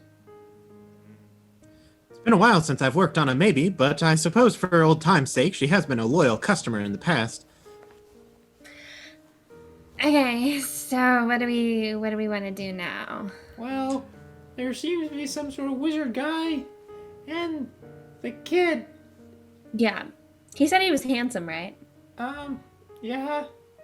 Okay, interesting. Just a personal note. Okay. Well, I don't know why that's an important factor in this mission. But okay. personal reasons. Anyway, do we want to check out that other door? See if we can get it open? I do think that may be a wise idea, seeing as we have no other way out of this here hole. Sure. So I assume you guys leave the cell room and look at the door. I will do a quick scan around the room to make sure there's nothing else in here. All right, I won't even make you roll. There's nothing. There's nothing else. Good to know. Who would like to inspect the door? I'll let one person roll a check. I think the rogue should do it. Give it a shot. All right, you can do, I'll say either investigation or perception, I suppose. I'll give investigation a go. Okay. You got it, buddy. Yeah. 19. All right, fantastic. After inspecting this door, it looks to be sealed by some kind of either mechanism or magical means. And it seems like the indentation that is a diamond shape, like it's a prism, almost the shape of like a gem or something like that.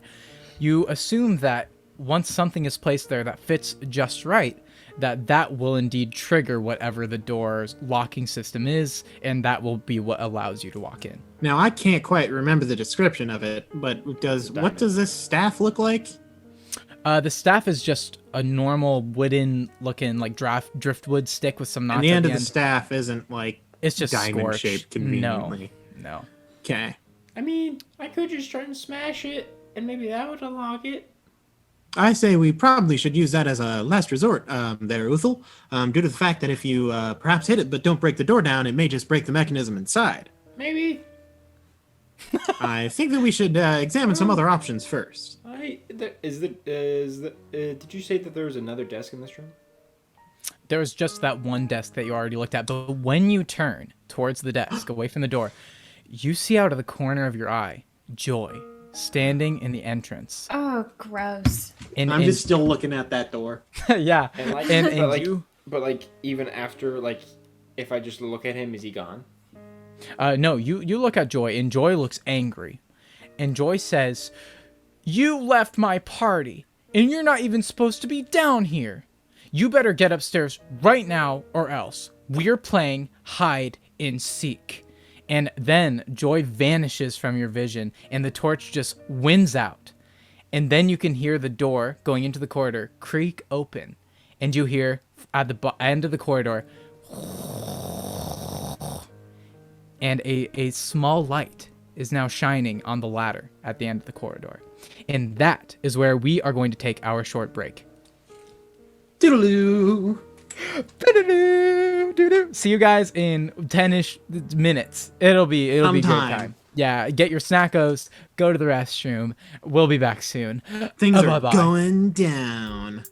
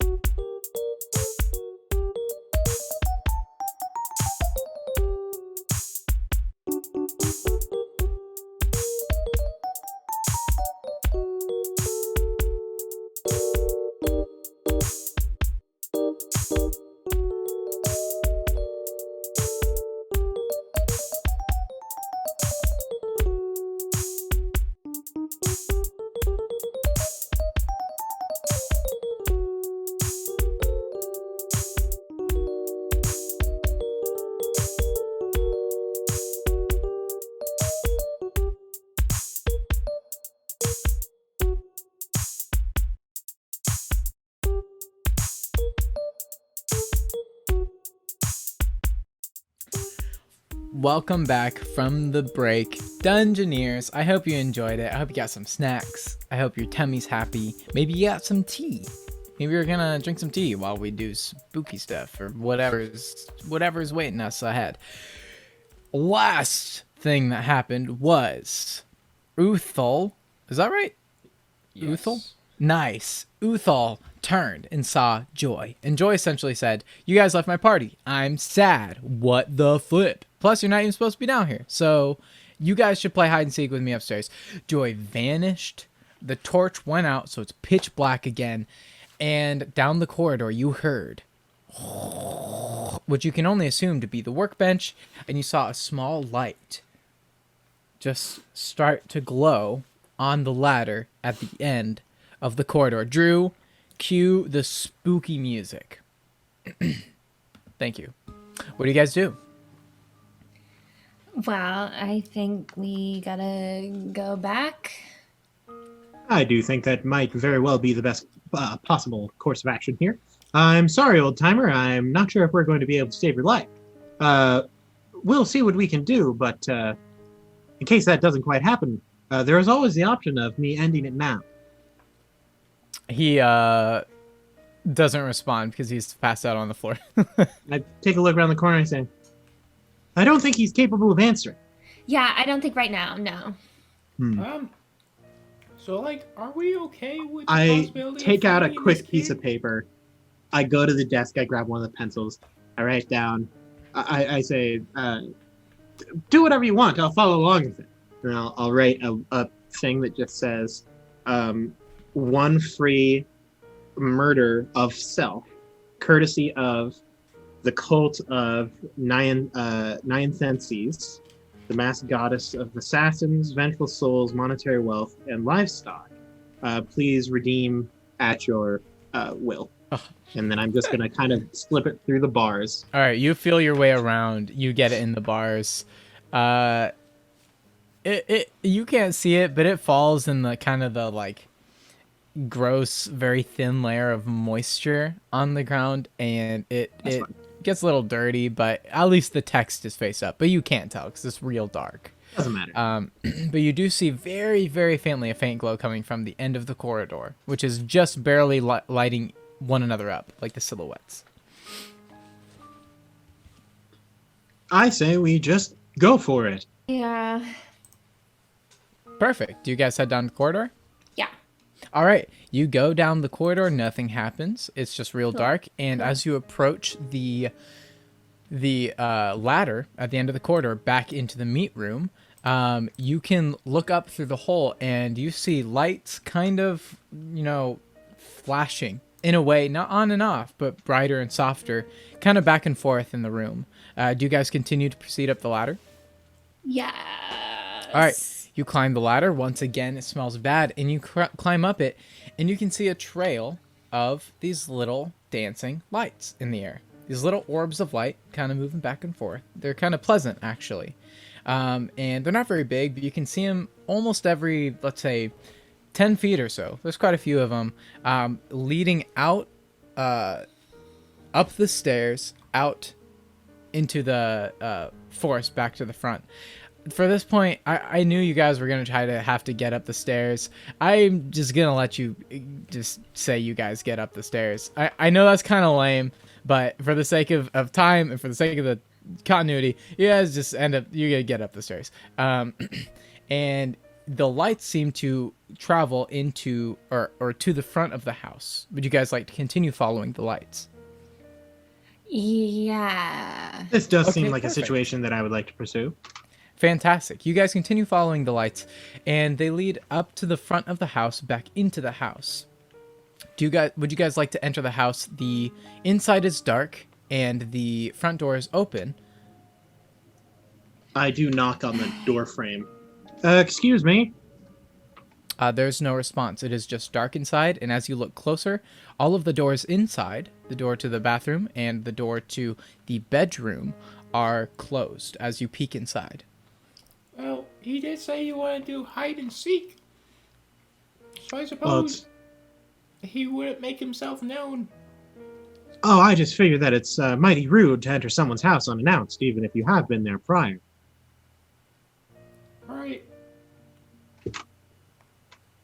You got a good I suppose point. we I ought to be walk in. searching for a small child. Yeah. Okay. As you walk into the room, or at least you look closer, you notice, kind of tucked away in the corner, around the side of the door, you walk in and something is there that wasn't before. Now there is a ladder that seems to be pulled down from the ceiling, an extendable ladder that's going up into an attic, and there is just a very, very faint light that seems to be shining down the ladder, coming from the attic. Do we want to go up there? I mean, there's also the option that we could split up and search for clues. That is an option. That also seems to be the most dangerous and most likely to lead to bodily harm. I would say that danger is my middle name, but I only have one, and it's David. Everybody roll perception Your checks. name's David? No, I have no last name. It is not within our culture to have more than one name, because it simply makes things much more difficult than it needs to be. Dirty 20. Okay, What fantastic. are we rolling again? Perception. Perception. 22 for me. Wow. Okay. 8. All right, so Dot and David, I remembered your name this time. Dot and David both hear, just very faintly, up above the ladder, kind of a dum, dum, dum, dum. Just very, very faintly. No, he Binding of Isaac him. Yeah, No one will understand that. Right? I think we need to go upstairs. Yes, we should definitely go into Hey, the wait. master okay. bedroom. Come on. When somebody whispers, you whisper back. That's just proper etiquette. I do believe I am attempting to mislead this small child.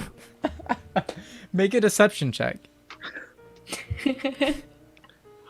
Huzzah! I should stop saying things when I roll dice. I love it. Hold on. I'm going to attempt to assist. How? Yes, Yeah, how? the master bedroom. No, I think we need to go towards the garden on the outside of the house. Clearly, that is where he wants us to go. Okay, Wait, roll it up. can I roll to see if Dot picks up on this? If you would like to. I will give David advantage already, but you can sure see if Dot picks up. No. Quality 13. Okay, I'll keep that in mind. Dot, you didn't pick up? Guys, Better than what it are you talking was. about? We heard footsteps up above us. Oh, whatever. I go upstairs. I'm Are we attempting to splitting up? Okay, communicate fine. We're with splitting Kane. up. And I'm gonna whatever. I'm gonna start walking to the ladder. Alright, sounds good. Do you choose to go up it? Yeah. Nothing happens. We also You- go towards the ladder. Alright, great. Thank you. You ascend the ladder. I attempt to stealth. Okay, sure. Are you all stealthing? Yeah, I'll stealth. I'll sneak. I'm not, because I'm under the impression that they're All going right. other places. No worries. 19. What'd you get, Uthal? 19? Great. How about you, David? David. Oh, tilted. Yeah. Come on, Ooh. David.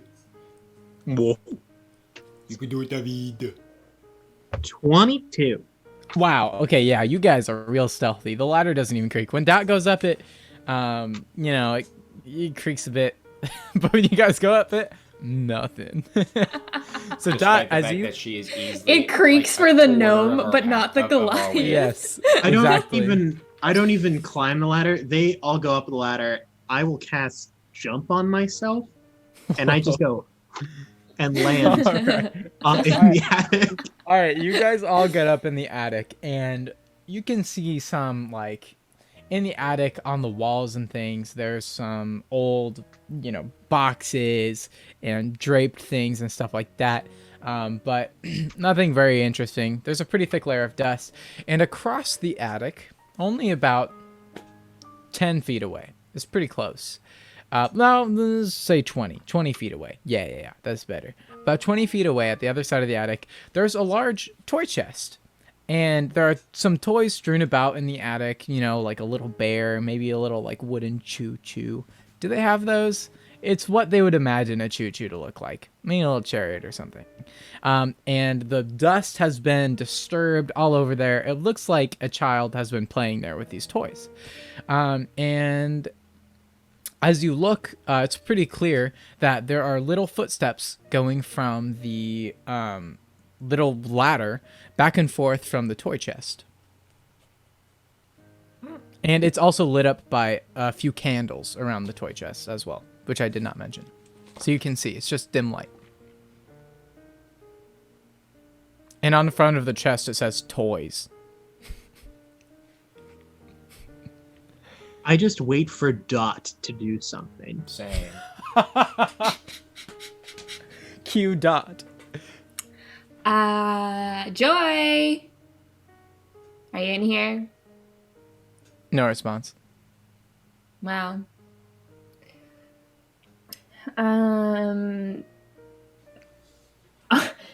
All things are leading me to want to go to the toy chest, but Lydia has knowledge that that's not a good idea. Well, you could do something other No. than approach it if you'd like. Hey, I have a question, Grant. I'm go going for it. to wait. Okay. No, you go got ahead, it. ask Do your thing. question. Okay, I can go. My question is, a lot of the time, old-fashioned toy chests like this have a lock. Mm-hmm. Does this have one of those? You actually don't see a lock on this one, That's no. unfortunate. I was hoping I could just lock him in there and suffocate him. This would not be the first time I've attempted to kill a Big child. I brain. would in like this game. to use Mage Hand to open the lid. Okay, yeah. You use Mage Hand, and you push it towards the lid, and as you grab the lid, you start hearing a snarling, and you see the chest start to shake, and out of nowhere, like lips curling up, show large white teeth, and a large slimy purple tongue starts sticking through the teeth. Yeah. You have encountered a mimic. And so, let's roll initiative. I said the thing. You did Strong- say the strong thing, Grant. play. Good job, buddy. Strong play from Aaron out here today. All right, I get to do the countdown thing. This is like literally one of my favorite things in the game. I don't know why, but it is 25 to 20. 21. Wow, Dot. Wow. Okay, Dot. 20 to 15. 15 to 10. 11. Hey, let's go. Wow, for Dot, I wrote 21. So that's Dot, and then it's Uthal, and then 9 to 5. I am 5.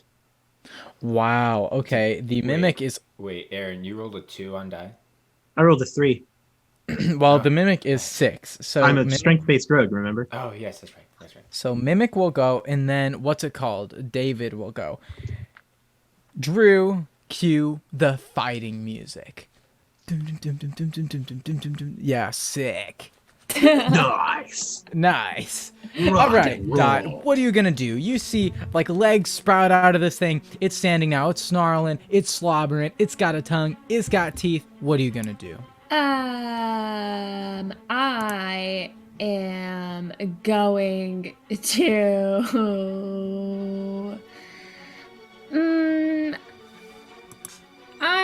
Hold on. Let me read things.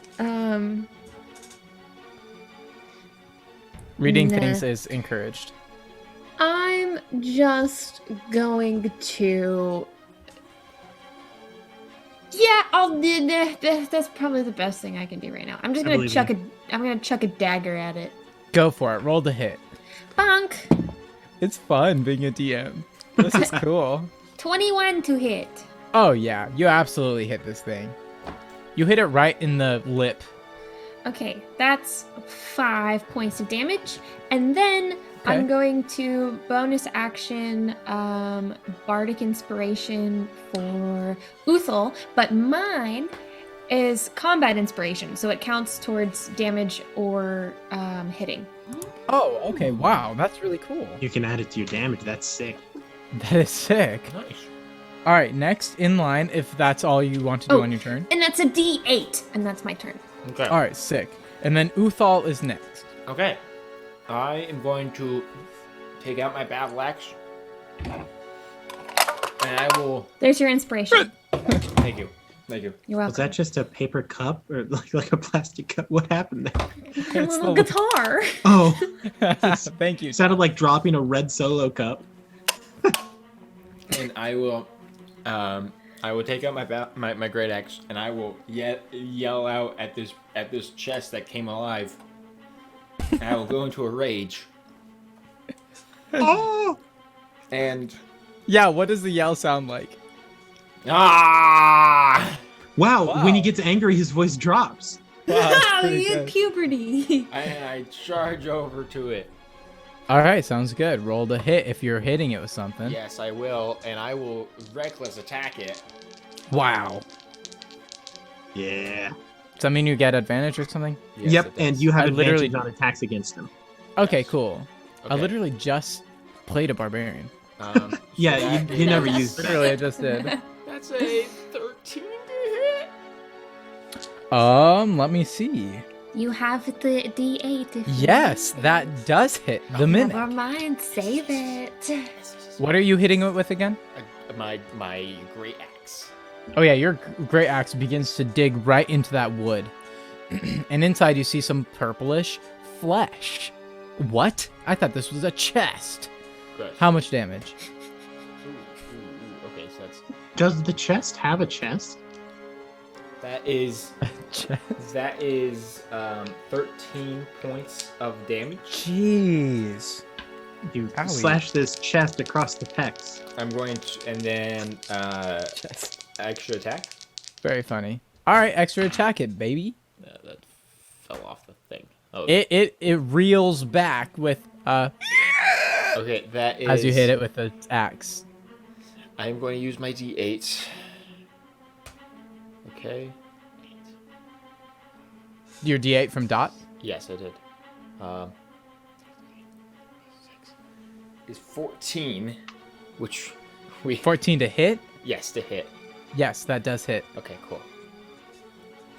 Once again, coming back with another slash on the bottom side of the chest. You manage to dig that axe in there. You see splinters fly off the thing. That no, I don't. It licks your arm. Yeah. So that's I rolled a 1 for my second attack. So that is Okay. for 6 points of damage. All right. Sounds good. And You're then doing good. that I use my bonus action.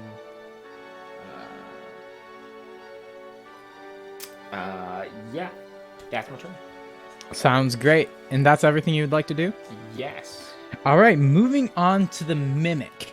The mimic, feeling Uthal just like go at it and it licking his arm and thinking, this is my dinner. It's going to wrap its long, slobbery tongue around your waist and grapple you as advantage on attack rolls against any creature grappled by it, because that's grappler feet. So I'm going to try to grapple you with the grapple thing. Okay. I love that when monsters have feats and like class abilities. Little did you know, this mimic took 5 levels in Bard. Oh my god, why can I not Yeah, right. roll anything above a 10? Jeez Louise. Well, that is Dog. only an 11 to grapple. Okay, I do beat that with a 13. So it tries, but man, you're just too strong. And you just manage to grab the tongue and really just pry it out. And you know, since it's all slobbery, that kind of helps you too. So you kind of slide out of there. All right, David. That's it for the mimic's turn. So, David, it is your turn. David will move around to the back. What will David do? It's a great question that you've presented me with today. The mimic's wondering the same thing at this point. He doesn't know your name. he makes a real classy walk. He just kind of does like a half jog, like over to flank the mimic if possible. Yeah, I'll gonna allow it, say- sure. He'll say, "Look here, friend. Now, since I do not consider you an actual person worthy of killing, or perhaps even having a soul, I'm not going to use my full strength on you. So let's just get this over and easy with now. Wow. And he will flourish his left hand that has the kind of fancy looking glove on it, and kind of like make a cast motion around the room. And then he will clench his fist, and I need it to make a athletics acrobatics check against a sleight of hand check versus my wires. Okay. So either or, athletics or acrobatics? Yep, you can choose athletics or acrobatics versus my sleight of hand.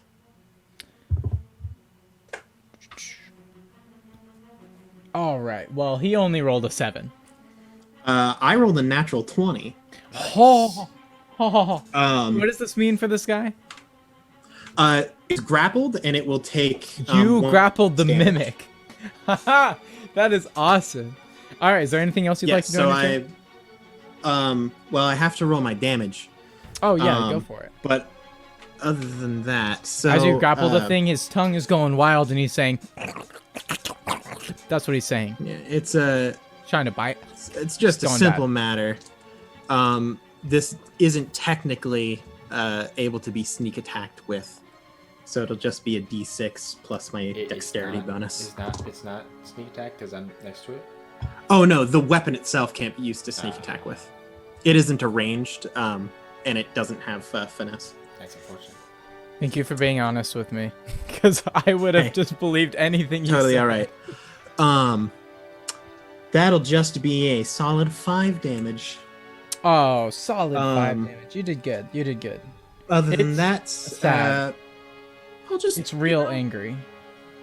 Take a bonus action to stand and look, I don't know, dapper. All right, cool. And the mimic, although it can't see you right now, feels like you're standing in a dapper position, even though he's real angry. Next, Dot, what would you like to do, my friend? I'm gonna do a little dissonant whispers. Oh, absolutely. Whisper to that thing. It's gotta make a wisdom saving throw. All right, it loves wisdom saving throws, by the way. Does it really? No, it doesn't hate them. Oh my goodness, I'm rolling so bad. That's a 3. Ha, heck yeah. Okay. Welcome to my life, buddy. None of these, except for one of them with advantage, so it didn't count, was in that one. But everything else hasn't been in that one, so that's at least good. It takes 15 psychic damage. 15? My goodness. Ow. That's a lot of damage. And if it's able, it has to move away from me for a reaction. Okay, it starts to try to back up, and it's like pushing David against the back wall of the attic, but David's still holding on.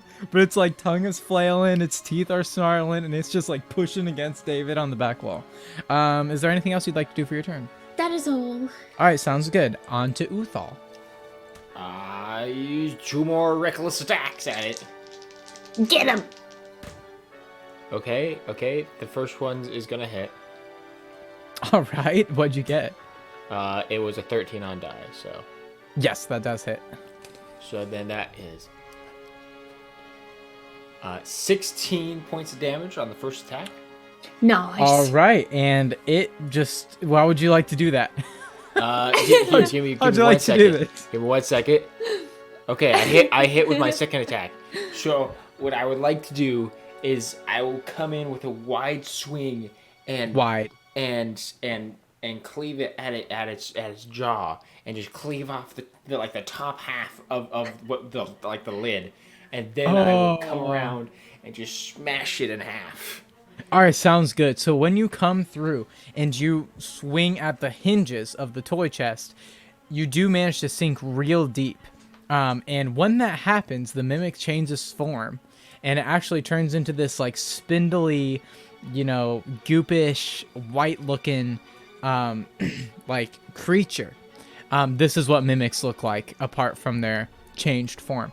And your axe, as it changes, continues to clean through until it cuts off the top half of their head. So their jaw is just sticking up through that like white goop as it collapses to the floor, and you can just see a tongue coming out of a like hole into its maw, and then just the top half of the head is on the floor.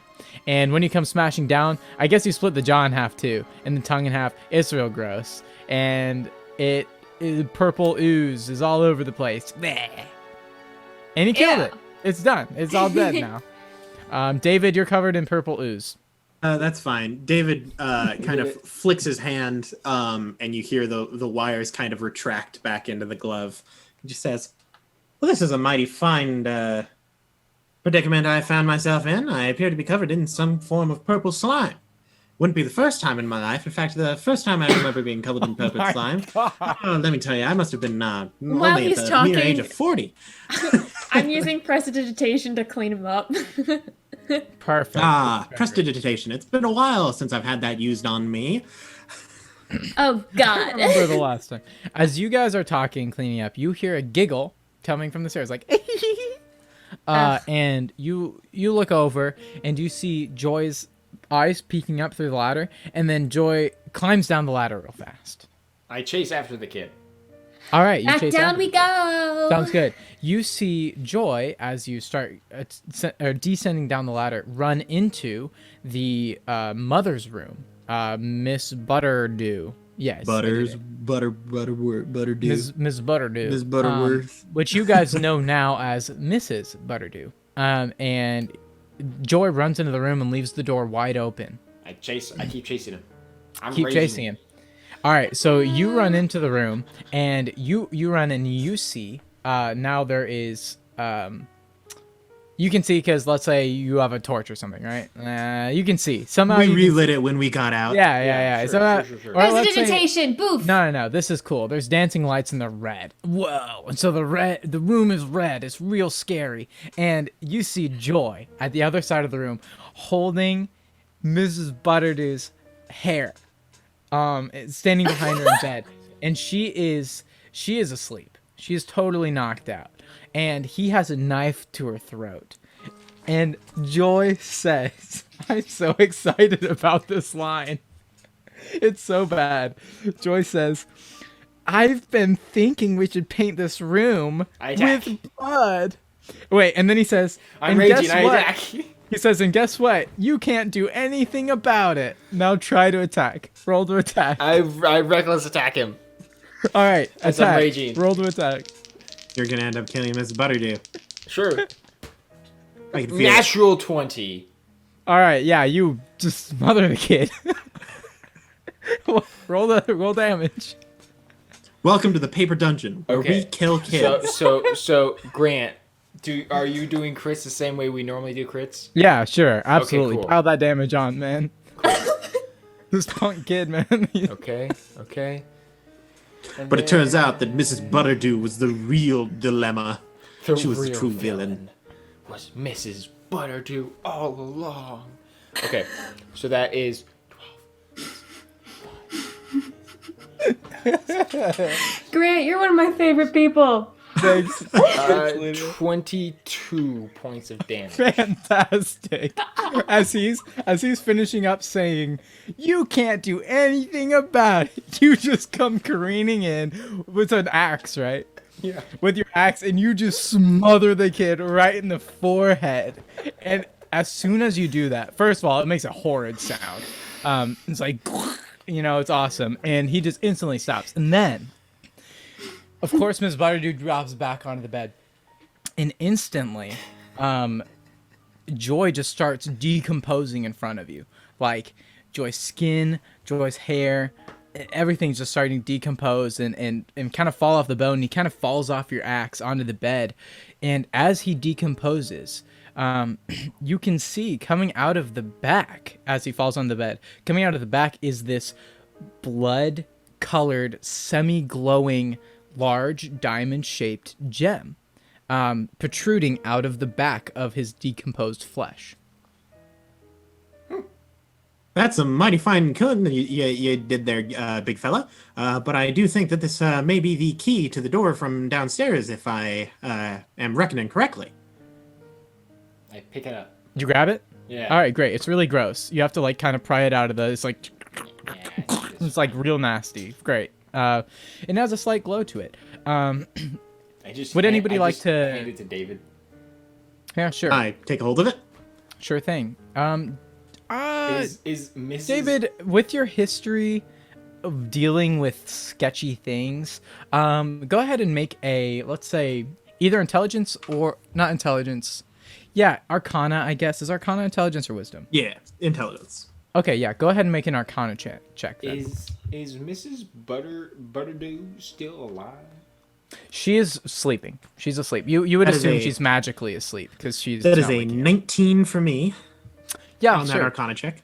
So as you're holding this gem, you notice the glow, you notice the red hue and the shape. It's very fine. You would assume that this gem probably holds some kind of life energy, and that's likely what was propelling the boy, whether that be a soul or just some kind of propelling of like some spiritual thing, ethereal something. I don't know. That's what you can get from it. You think there might be a soul or something trapped in this gem, and that's all. This seems to me as like some kind of half-formed phylactery, perhaps if that is a lesser-known lich.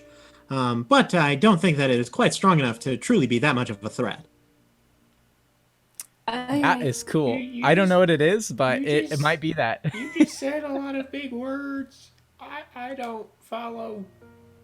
Yeah, this I is am kinda known for right, that. but- I did one year when I was just a young boy at the age of 15, perhaps some, I don't know, 10,000 years ago. I happened to be the number one spelling bee champion in my hometown. It's not much to brag about, but it is something that I will. Okay, let's go. Yeah, do you guys head back down? Yeah. Yes, Sure. we head Uh, back down to the side. Again, I'll let you guys just slide past the stairs. You We guys are best chilling. skedaddle these Done it centipedes right before. now. Yeah, right. Exactly. Let's say you swing down the stairs. It's cool. And you go back to the room. The workbench is still open. The dancing lights are gone. You go down and your torches seem to work now. It seems as if the workbench has been open, that it's helped out. So you guys bring your torches and you are now standing in front of the steel door in that oval room. Now, I do think we ought to be careful bringing that staff in here, although I do think we probably should, due to the fact that the journal entry did say that it could either create more of itself or destroy itself, meaning that henceforth, one of two possibilities could occur, one of which is very good and one of which is very bad. The very bad one being that he created more of himself, and the very good being that he just Okay. destroys itself. Yeah. Okay. You just said a lot of words. But I do be thinking we should probably be opening the door right about Yeah. now. Yeah. Let's do that. We open the door. We stick the gem in the door. Stick the gem straight. Sweet. You stick that gem in the door, and it just and it clicks in perfectly. And the little thing turns like, and then it presses in even further. That's the sound it makes. And then you see like a whitish glow happen around the door, and it's like, and then it goes. Wow. God. It just makes a lot of noises. Is it a Just because I think transformer? it's just because I think it's funny. And the door's Have just we been in open. a Michael Bay film the whole time? No, the door just opens. It just creaks open. It's like whoa. It's like a big old door, and it creaks no. open. Now, inside the room, you see it's like a large circular room. You'd probably guess maybe, I don't know, 40-ish feet in diameter or so. And along the outside of the room, there are pillars and a bunch of little archways around the entire room. And on each of these pillars, there's a torch placed, and each torch is lit. And all of the torches have this greenish hue, just barely greenish hue. So you can see back into the archways. It's just a wall, but it makes this cool little effect. It looks cool, is what I'm saying. And so you walk in, and at the back of the room, farthest away from you, you see just a couple steps raised up onto the smaller circular platform, probably about 10 feet in width. And on this platform, just flat on the ground, is this bright red circle covered in a bunch of runes. There's a bunch of small runes around the outside of this circle, And then inside of those small rooms, there's another circle of slightly larger rooms. And then in the middle, there is a very large room covered in a few smaller runes smattered about. Around this rune on the floor, this 10-foot wide, bright blood red, pulsing circle of rune that seems to be emitting some light, you see just a circle around it that's kind of shimmering. Not really visibly, but you can tell that as you look at it, the things behind the little bubble around the rune are kind of warped, as if there's like some kind of force surrounding this rune. And as you walk in, there's nothing else in the room, and you just hear, in every one of you in your heads, I didn't think you would get this far. You know I'm too powerful to stop, right? You can try to destroy me, but you are nothing compared to Carnatus and his staff. Do you respond? Hello? As you hear, by the way, as you hear the voice in your head, you see the rune like kind of pulse brighter. Before we get down to business and start throwing fisticuffs, I should ask you, do you have a soul? He says, to be quite honest, I don't know. Carnatus, with his vast knowledge, managed to give me some sort of volition. I have many abilities. I have hold on this house. My pet, I have fun with him. He doesn't even know I'm here. And now you're next. You've stumbled into my abode. I'm not quite sure what will happen next. I'm still trying to figure out how to plan for the future. But all I know is, Carnatus is my father. And I can make my own decisions. That's all he says. Well, okay, so like, where are you? He says, oh, well, you haven't figured it out? I am the rune. I think he's the house. No, I am the rune. Monster house? I am over the house. I am the rune. Okay. Wait, I thought you were under the house. I am all over the house. I am in domain of the house. Right, but so I am you're- the rune. I You're am in like, control of the house. I am the rune. This is not Monster House. He says. This is all in game. That was a mighty fine movie, I should say myself.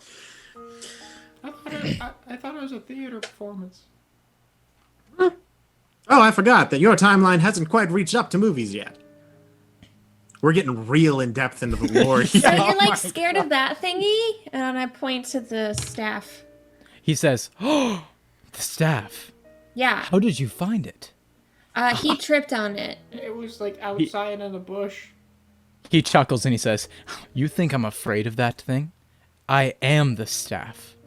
You see, Carnatus made a staff that was potential of great power, and he mixed it with life force to create me. We never said you were afraid of the staff. But you know that you kind of said something. It's kind of implied that perhaps you are afraid of it.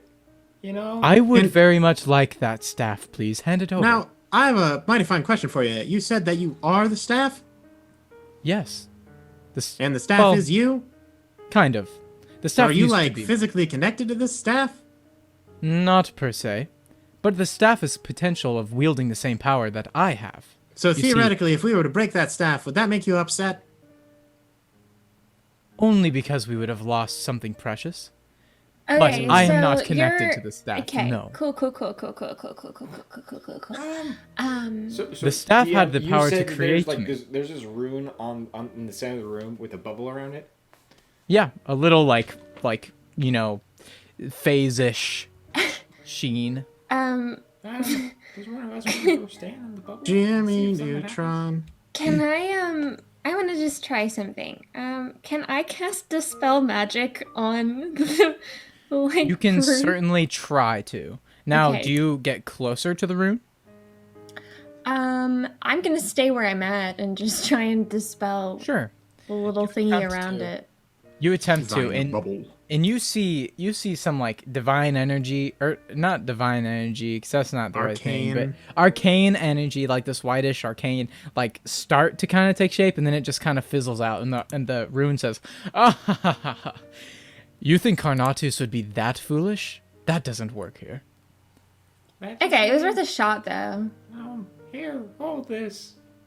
I hand Dot the staff, and I just charge at it. All right, go for it. Okay. Do I pass through the bubble?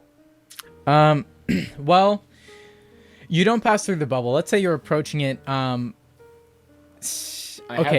help me out here. I have 40 if we were to, if that helps. if we were to enter initiative, would he be getting a surprise round or anything like that right now? Well, so the question is the rune surprised? No, I don't think the rune. Then no, when he says I would like to charge the rune, you answer with, in that case, everyone please roll initiative. All right, then in that case, everybody please roll initiative. Oh, also battle music at this point. Let's go. Alrighty. Oh, so exciting. All right, 25 to 20. I can't even remember what to say. 20. Oh, David, let's go. I'm so shocked. With this power. All right, who's next? Wait, no, that's not right. 19 to 15. 17. All right, so then we got Uthal and Dot. And then the rune. The rune. Whatever that means. Great. So, David, what would you like to try to do first? Okay. That is a great question that you have presented me. So there's a bubble surrounding the rune. Yes. There are pillars surrounding the room that have torches in them and arches that lead to a back wall. Yes. I'm assuming... So I still have the journal. Do these runes in the journal match the runes on the ground? Quite a few of them, yes. I'll just let you know that. Absolutely. I'm not terribly magically adept, man. I mean that both as Aaron Kleberad and David. Can I just try to... I'll open the book, I'll look at it, I'll look at the bubble. I'll look at the book, I'll look at the bubble. Can I figure out, like, what rune is the free to enter rune? There are so many flippin' runes on this thing that it's pretty much impossible for you to know. I should have let you roll a check, but either way, you wouldn't have been able to figure it out. So there you go. Good to know. I will circle the rune. Okay, go for it. I will circle around, and I will hold my action to attack if I see that there's an opportunity following Uthal's movement to, like, attack. All right. So Uthal, as he attacks, you would like to make a melee attack in response to Uthal's attack. When you see it. I want to see what happens to the barbarian first. Sure. Okay, that's a great idea. All right. After your turn, the rune, is that all you'd like to do? Oh yeah, I just move. I'll take the. No, that would be a bonus action. I will unwind. I will unwind my chain sickle from around me, and I will throw up my hood. I'll save an edgy line for next turn, and I'll use my bonus action, targeting the rune within 10 feet of me. That if it on the next attack roll it makes against me, I will subtract the 1d4 from it as I move a chain intermittently between me and it. All right, that's what I'll do as my bonus action. Yes, remind me of that if I forget. I will. Oh, I know you will. Alrighty, and I will end my turn. After your turn, the rune actually pulses one time, seeing the movement, seeing the stuff happen, and out from it actually it casts plant growth. Ooh. And it actually covers the entire room. Yes. So now there's a thick vines and foliage. Yes, I said that correctly. Foliage going out from the center of the room. Foliage? Oh, yeah, okay. And it's going out across the room, which will give everybody, what, half speed? Is that what it is? I believe it is. Oh, geez. Keep Wait, going. I have it I'll pulled up. find it for you. Increase your moving area. Must spend 4 feet of movement for every 1 foot. I would... okay, yeah, we'll do that. So, it's a quarter speed at this point. Yep. Oof. That's pretty oof, yeah. So the rune does that, and that is his turn. Oh, well, is that at the end of my turn, and now it's someone else's turn? Yes, so now it is... That was a legendary turn. It was a legendary action. And so you went into this thing, and then Uthal, now it's your turn. Okay. Okay. Yeah. Wonderful. I am going to attempt to just charge at this thing. Sounds good. Would you like to dash? So I have 40 feet of movement normally. Fantastic. I'll say that you can get to the rune if you dash. If I dash. Okay. Yes. Well, I would like to rage. All right, yeah, go ahead. And for sure. as I do so, my body actually begins to transform and mutate slightly as my face begins to somewhat elongate and become almost cat-like as I grow a maw. What? I know what this is, but I honestly didn't see this coming. As I just... Yeah, I charge blindly towards this thing, and it does appear as you've regrown your vocal cords. I will charge towards this center piece. I can't attack because I used my action, but yeah. Does your speed change at all? No. It would. Yeah. Okay, cool. Great turn. The rune is... Aaron, is there... I'm going to ask you a DM question. Is there a limit to, like, the number of legendary actions? Well, normally, as a DM, you would, when creating your monster, you would set a number of legendary actions it has to kind of, work with the action economy available with your team. As I'm assuming that you didn't do that, I would put it probably around 2 legendary actions. All right, I was thinking 2 as well. So maybe 1. I was thinking 2. So it's going to be 2. I'm sorry, you guys all know that now. This is just how it's going to work today. We would have known it by the end of the round. So. Absolutely. Dot, it is your turn.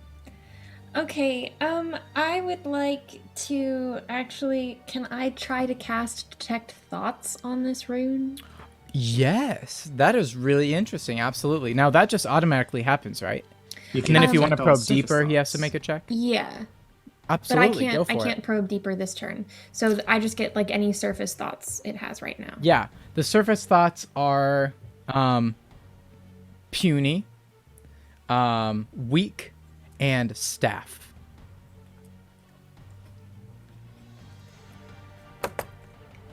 Do you get any sense of emotion? What is most on its mind in that moment? No. So it's just the initial surface thoughts. Yep, that's what you get. All right, now it is... Is there anything else you'd like to do on your turn?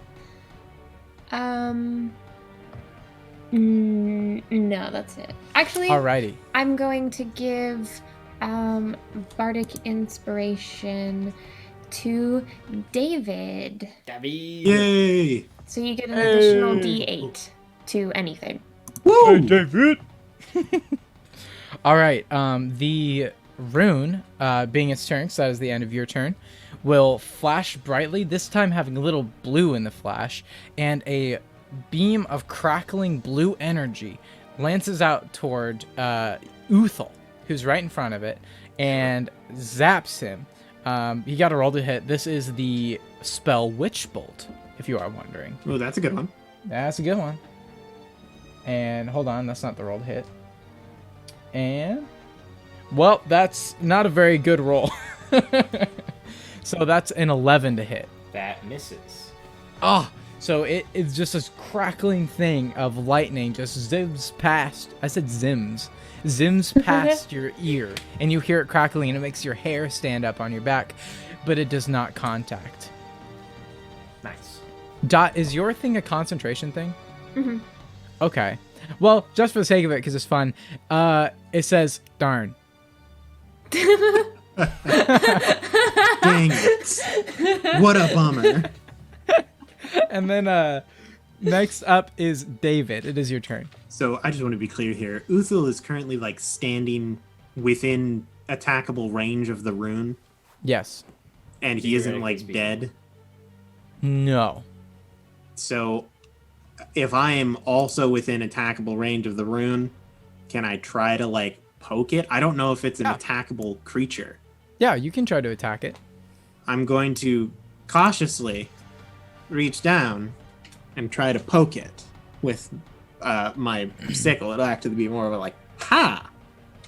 All right, as your sickle makes contact with the little shimmering thing, it actually kind of does a blast of force. And as you touch it, it kind of blasts you back. You fly back 15 feet, and you have to make a Constitution saving throw. Oh, I'm not incredibly good at those. That's unfortunate. Ha-ha! Ooh! Well, never mind. 20. All right, well, that's pretty darn good. So you have taken 4 points of bludgeoning damage, and you were blown up against the wall, so I'll say you're not prone, because the rune is actually closer to the back wall, and since you went behind it, let's say you just ran into that wall, and you are still standing. But you are now about 10 feet away from the thing. Or let's actually make it 5, because it's pretty darn close to that wall. And was that the end of your turn? So I was within 5 feet. So I will so move, you're 10 feet away now then. I'll move back up. Okay. I still have the movement for that. Am I able to get next to Uthul? Sure, I'll allow it. I'll probably say that the rune would have some sort of opportunity attack. If Uthul is next to it, can I stay within range and then just move next to Yes, Uthul? absolutely. Yes, you can. Just kind of shimmy around it. Like, yeah, and I don't have... and the plants, like... I don't have a... Nope, it's a two-handed weapon, so yeah. No, I'm good for this turn. Actually, can I attempt a bonus action hide in the grass? Sure. Now that it's made that, like, plant growth, can I just, like... Yeah. That's kind of awesome. Roll stealth, I guess. That'll be a 22. I'll allow it. Yeah, you are just dive down and you're hidden by the grass. 10 out of 10. The others I'm now can't done see with my turn. Fantastic. Next, actually, the rune will... Oh, what does the rune want to do now? It's a great question. Uthul, I would also like to apologize to you for the next round. Okay. The rune is going to cast Poison Spray. And it is going to puff it towards David, who was next to it in the grass. It is a puff of noxious gas. You must succeed in a Constitution saving throw. So go ahead and make that saving throw. 21. Oh shoot! Yeah, you absolutely annihilated. So you take 5 points of poison damage. Stellar. And that is the end of the rune's action. And Uthal, you are next. Okay.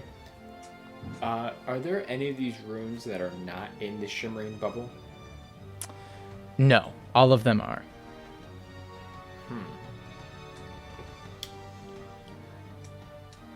Well, I'm gonna admit, boys, I'm at a loss. Grant, I would like to use my ability, Elementary, to just ask how the clues fit together. Would you really like to? Wait, no. No, I'm good. He doesn't. I'm just actually have that joking. ability, Uthal, so I will allow you to make a perception check. Okay. Oh, let me read Yes. his brain. No, if you would like to, I'll Let it allow happen. you to make a perception check real quick. Okay. Hold on, Uthal. Let it fly. Dot's got Let it. let it fly. 11. Okay. Let it happen. Let her Don't let it happen. All right. You feel like you notice something about the room that just it rings a bell, but you just don't know. And that's- Okay. I guess I will hold my action to hit the thing. Okay. If When the force, Dot tells us when the what force to do. bubble stops. Okay. Sounds good. Sounds good. Is that your whole turn? Yes. All right, great. It is Dot's turn. Okay, I want to probe deeper. So Alright, you that wanna probe deeper? means You got to make a wisdom saving throw. Sounds good. If he So 13? He's even good at wisdom. 13. The wisdom saving throw is 13. Yeah. it succeeds. Oh, you does that break the spell?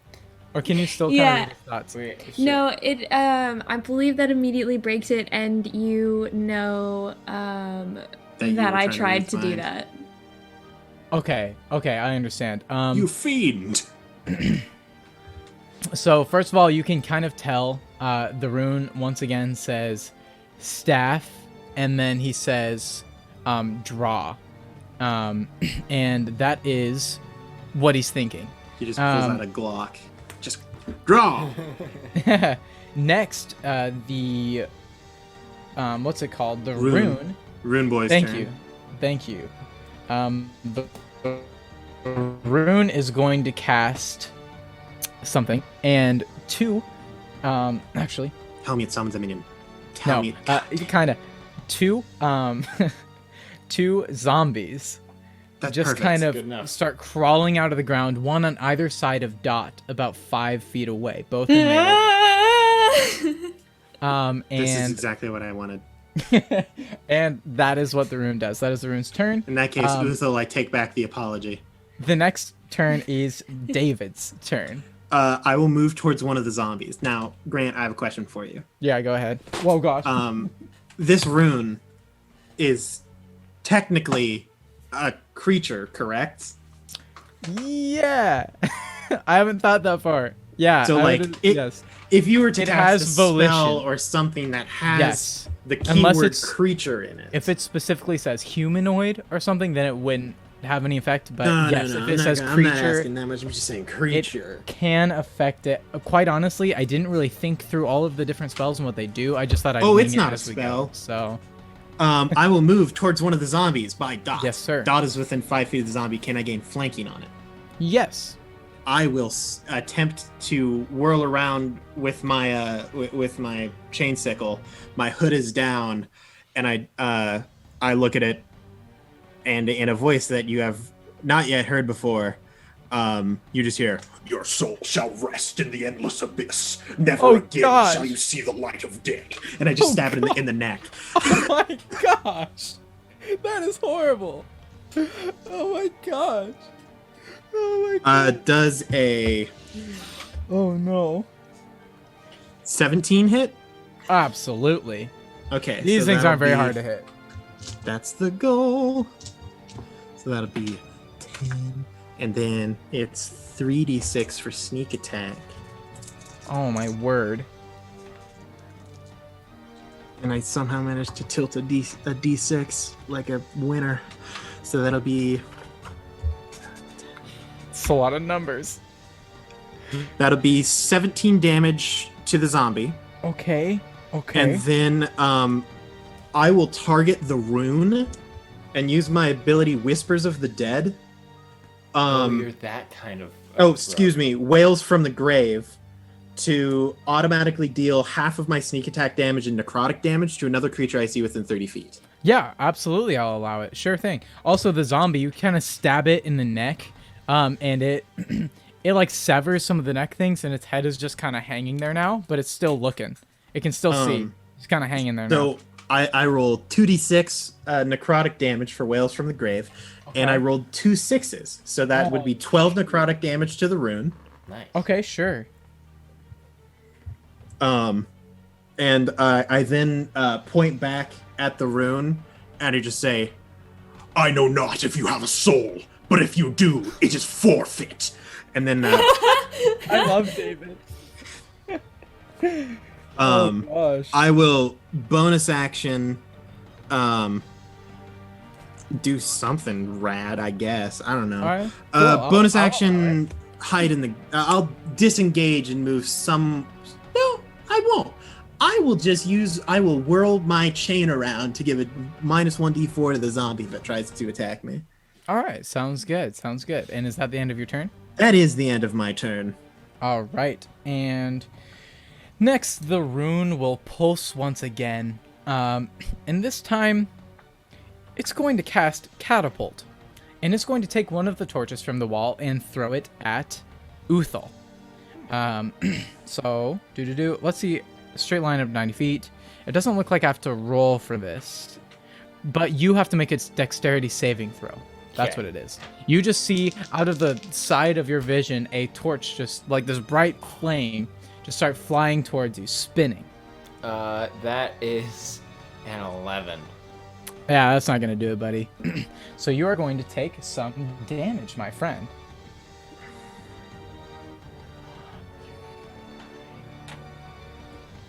So you take 9 bludgeoning damage in 1 burn damage? Is that a thing? Damage. Fire damage? Yes, Okay, 1 fire so 1 fire damage, and then you said 9 bludgeoning? 9 bludgeoning Okay, damage. so because I'm raging, that's reduced down to 5.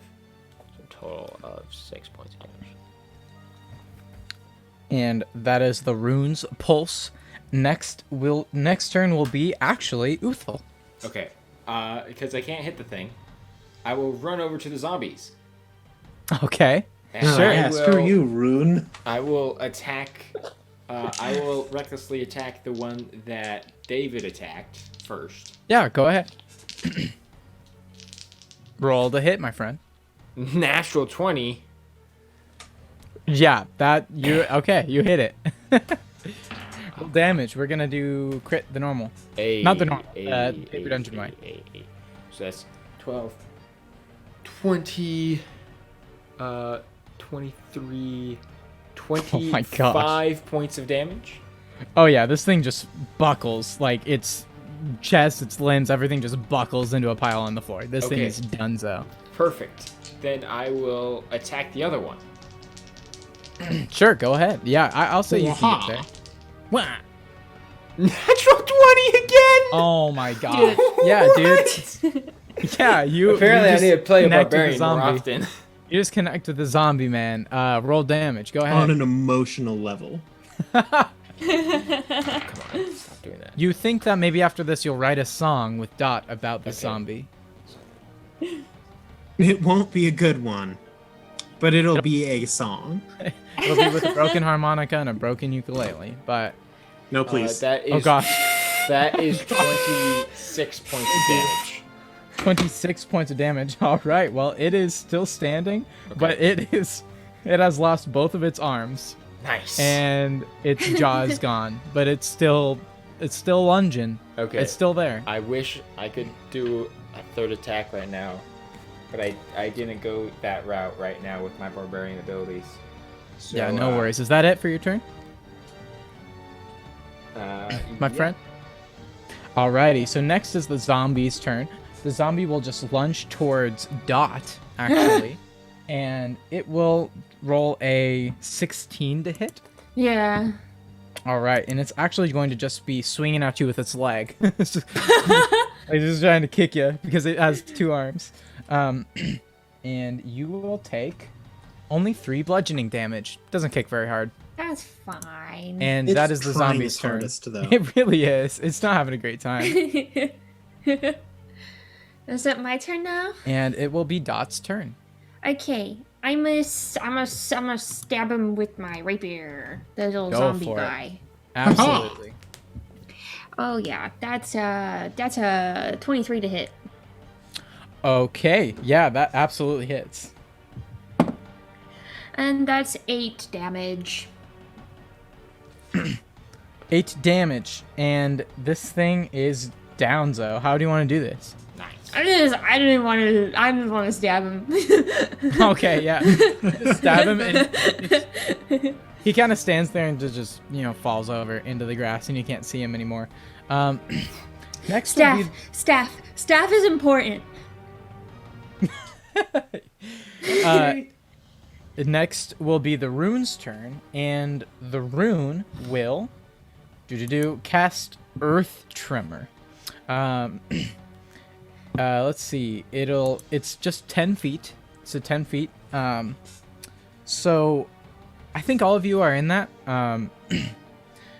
Cause tremor sticks. Everybody, I'll have everybody make a dexterity saving throw. Groovy. Oh, that's a nat 1. That doesn't make it. 19. No, I didn't think so. Well, on Okay. the bright side, Dot, you're not alone. Hold on. Let me math this out. Let's see. Wait a sec. Are you? So you both got out ones? Let's see. Hold on. If I I've got roll an 19. 8, I could get to a 14. Oh, no, I'm fine. Yeah, I rolled an that one. All right. So both of you take 6 bludgeoning damage, and you are both knocked prone. And you hear in your says the runes say, "The stave," and that's all he says. And then it is. That's it. Now it's David's turn. I would like to just. Well, I'm on the ground here. Hood's up. I'm gonna stand using half of my movement. Gonna take a look around. Yeah, Gonna go look ahead. at the staff. I'm gonna Yep. look at the runes. I'm gonna Yep, look you can go around ahead. the room. Make an investigation check. What kind of things am I seeing here? Absolutely. Roll that dice. I would be so happy if you rolled well. 22. Nice. Okay. You, as you're looking around, look closer at the rune, and you can see around all of the runes that are written, you can see some scorch marks around the runes. And then you remember that there are scorch marks on the bottom of the staff. Yeah, that's kind of what I was thinking. So, do I still have an action available? Yes, sure. And But I you are think Dot prone. has the staff, right? Yes, Dot has the staff. I have the staff. I thought Yes. Uthal had the staff. I thought gave it No, was Uthal staff. handed it to I Dot gave at the it to beginning Dot. of combat. Gotcha. Okay. Oh, I missed that. I missed that too. I information. thought Uthal had it. I could have done something. Okay, thanks. Hey, we made it. We made it this far. We're doing great. And Dot is We're doing next to me, right? Dot is next to you. Yes, but you are and prone. you said currently. I do have an action. Yes, I'll allow you to have an action. Okay. I hold out my hand and I say, Small one, handeth me the staff. I just grab the staff. I have a name, thanks. Names are inconsequential in the afterlife. Oh my gosh, David! Is I will take the staff. I will Yeah, go bonus for it. action, Misty Step, Oh, directly shoot. above the Yes. sphere. Yeah. Okay. And I'll Yeah. I will do a it, plunging do it, attack, do the it. most reliable move in the game. Epic. And I will Gandalf it and just Oh, as I that is so plunge sick. the staff into the top of the Yeah, sphere. absolutely. You misty step above the above the room as you're driving down the staff, and it meets the shimmering ball. It starts to make a bright white flash, and you can all hear in your ears more like "Ah, no!" ah," and and you drive it deeper and deeper, and the white light is just piercing. It's blinding, and as you make contact with the rune, there's just this spout of fire that shoots out across the room. It burns up all of the plant stuff. It burns up the zombies. I'll need everybody to make a Constitution saving throw real quick. Just a quick one. Just a quick, con save. No big deal. Yep, no big deal. 9. 9. Oh, Okay. Of course. Well, good to know we're back to rolling normal. Might as well use it now. Oh no! Oh, that's a higher number than I thought it was. Okay, that's good. What'd you get, buddy? 14. 14. Great, David. And you're sure that this isn't like a deck save for the fire? It could be, but it's happening so fast. I'm gonna make it a con save because it hits you all. Because it's all over the place. 7. All right. Ooh. Uthal, you take 5 points of damage. David and Dot, you take 10 points of fire damage as this thing explodes in fire. And then, as you look down, the shimmering ball is no longer there. And now there's just smudges of ash where the runes used to be, and the staff you hold just starts to burn up and turn into ash. Not in a way that's painful, but in a very slow, more like in a responsive way than a festering way. And there's peace and there's silence. You can cut the battle music now because you guys won. You guys destroyed the rune. You guys did it. David! Literally, the whole time has been the staff has the power to adjust the rune or hurt the rune. That's been the whole thing. You guys got there. I'm so proud of you guys. Okay, to be fair, it was also, it can either destroy itself with the staff, Right, or create more of itself. Yes, I don't absolutely. like that at all. No, that's not good at all. No. So you're absolutely right. And you are all standing in the room now. There's a bunch of ash all over the floor. The torches are still burning, and now there's smudged ashes where the rune used to be. Good job, David. You did very well. You see David kneeling over the ash and muttering some cryptic runic messages to himself. Elohim. Fleur. And he Do pulls it back more. his head. He says, "Well, that was just a dandy good fight, now wasn't it?" And I've gotta say, your work on that harmonica improving by the minute. It's getting better, isn't it? Yeah. I've definitely encountered better musicians, but you're on your way, Missy. There's nothing else in this room, is there? Nope. You hear from outside of the room, you hear a, oh, and then some shambling. I go over to the other room. All right. You see Mr. Butterweb.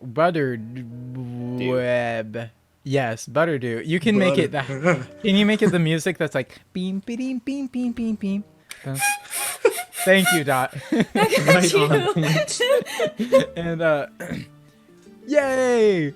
And you get over, and Mr. Butterdew is just crawling on the ground, super dirty, covered in feces. But you notice that the bars are they've just vanished. And he's crawling out of the room, and he looks up at you. I walk over to him and I just pick him up. Oh, and he looks at you and he says, "Did you win?"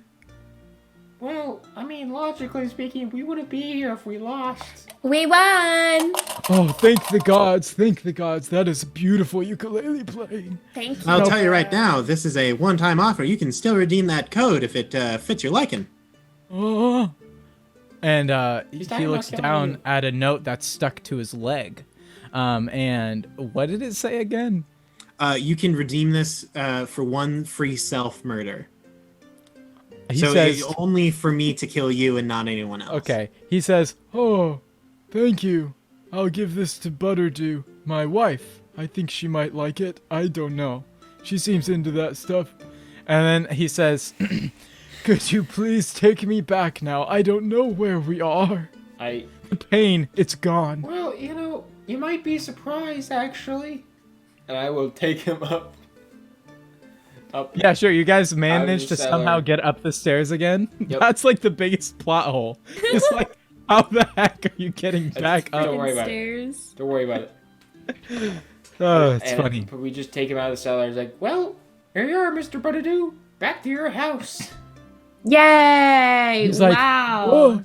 "Oh, I've been here the whole time." Do you guys go inside?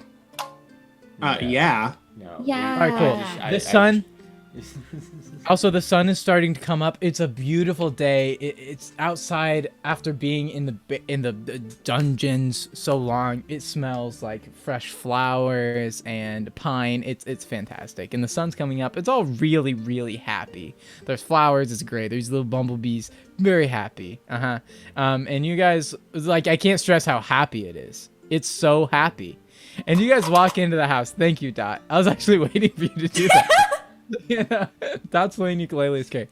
You guys walk in, and Mrs. Butterdew goes, oh no, Mr. Butterdew. And she waddles over, and she's like, I had no clue. My memory, it was gone. And then he holds up his finger and says, hush. Now, before I go around interrupting this moment or anything like that, I do ought to say that was certainly one interesting game night, Miss B.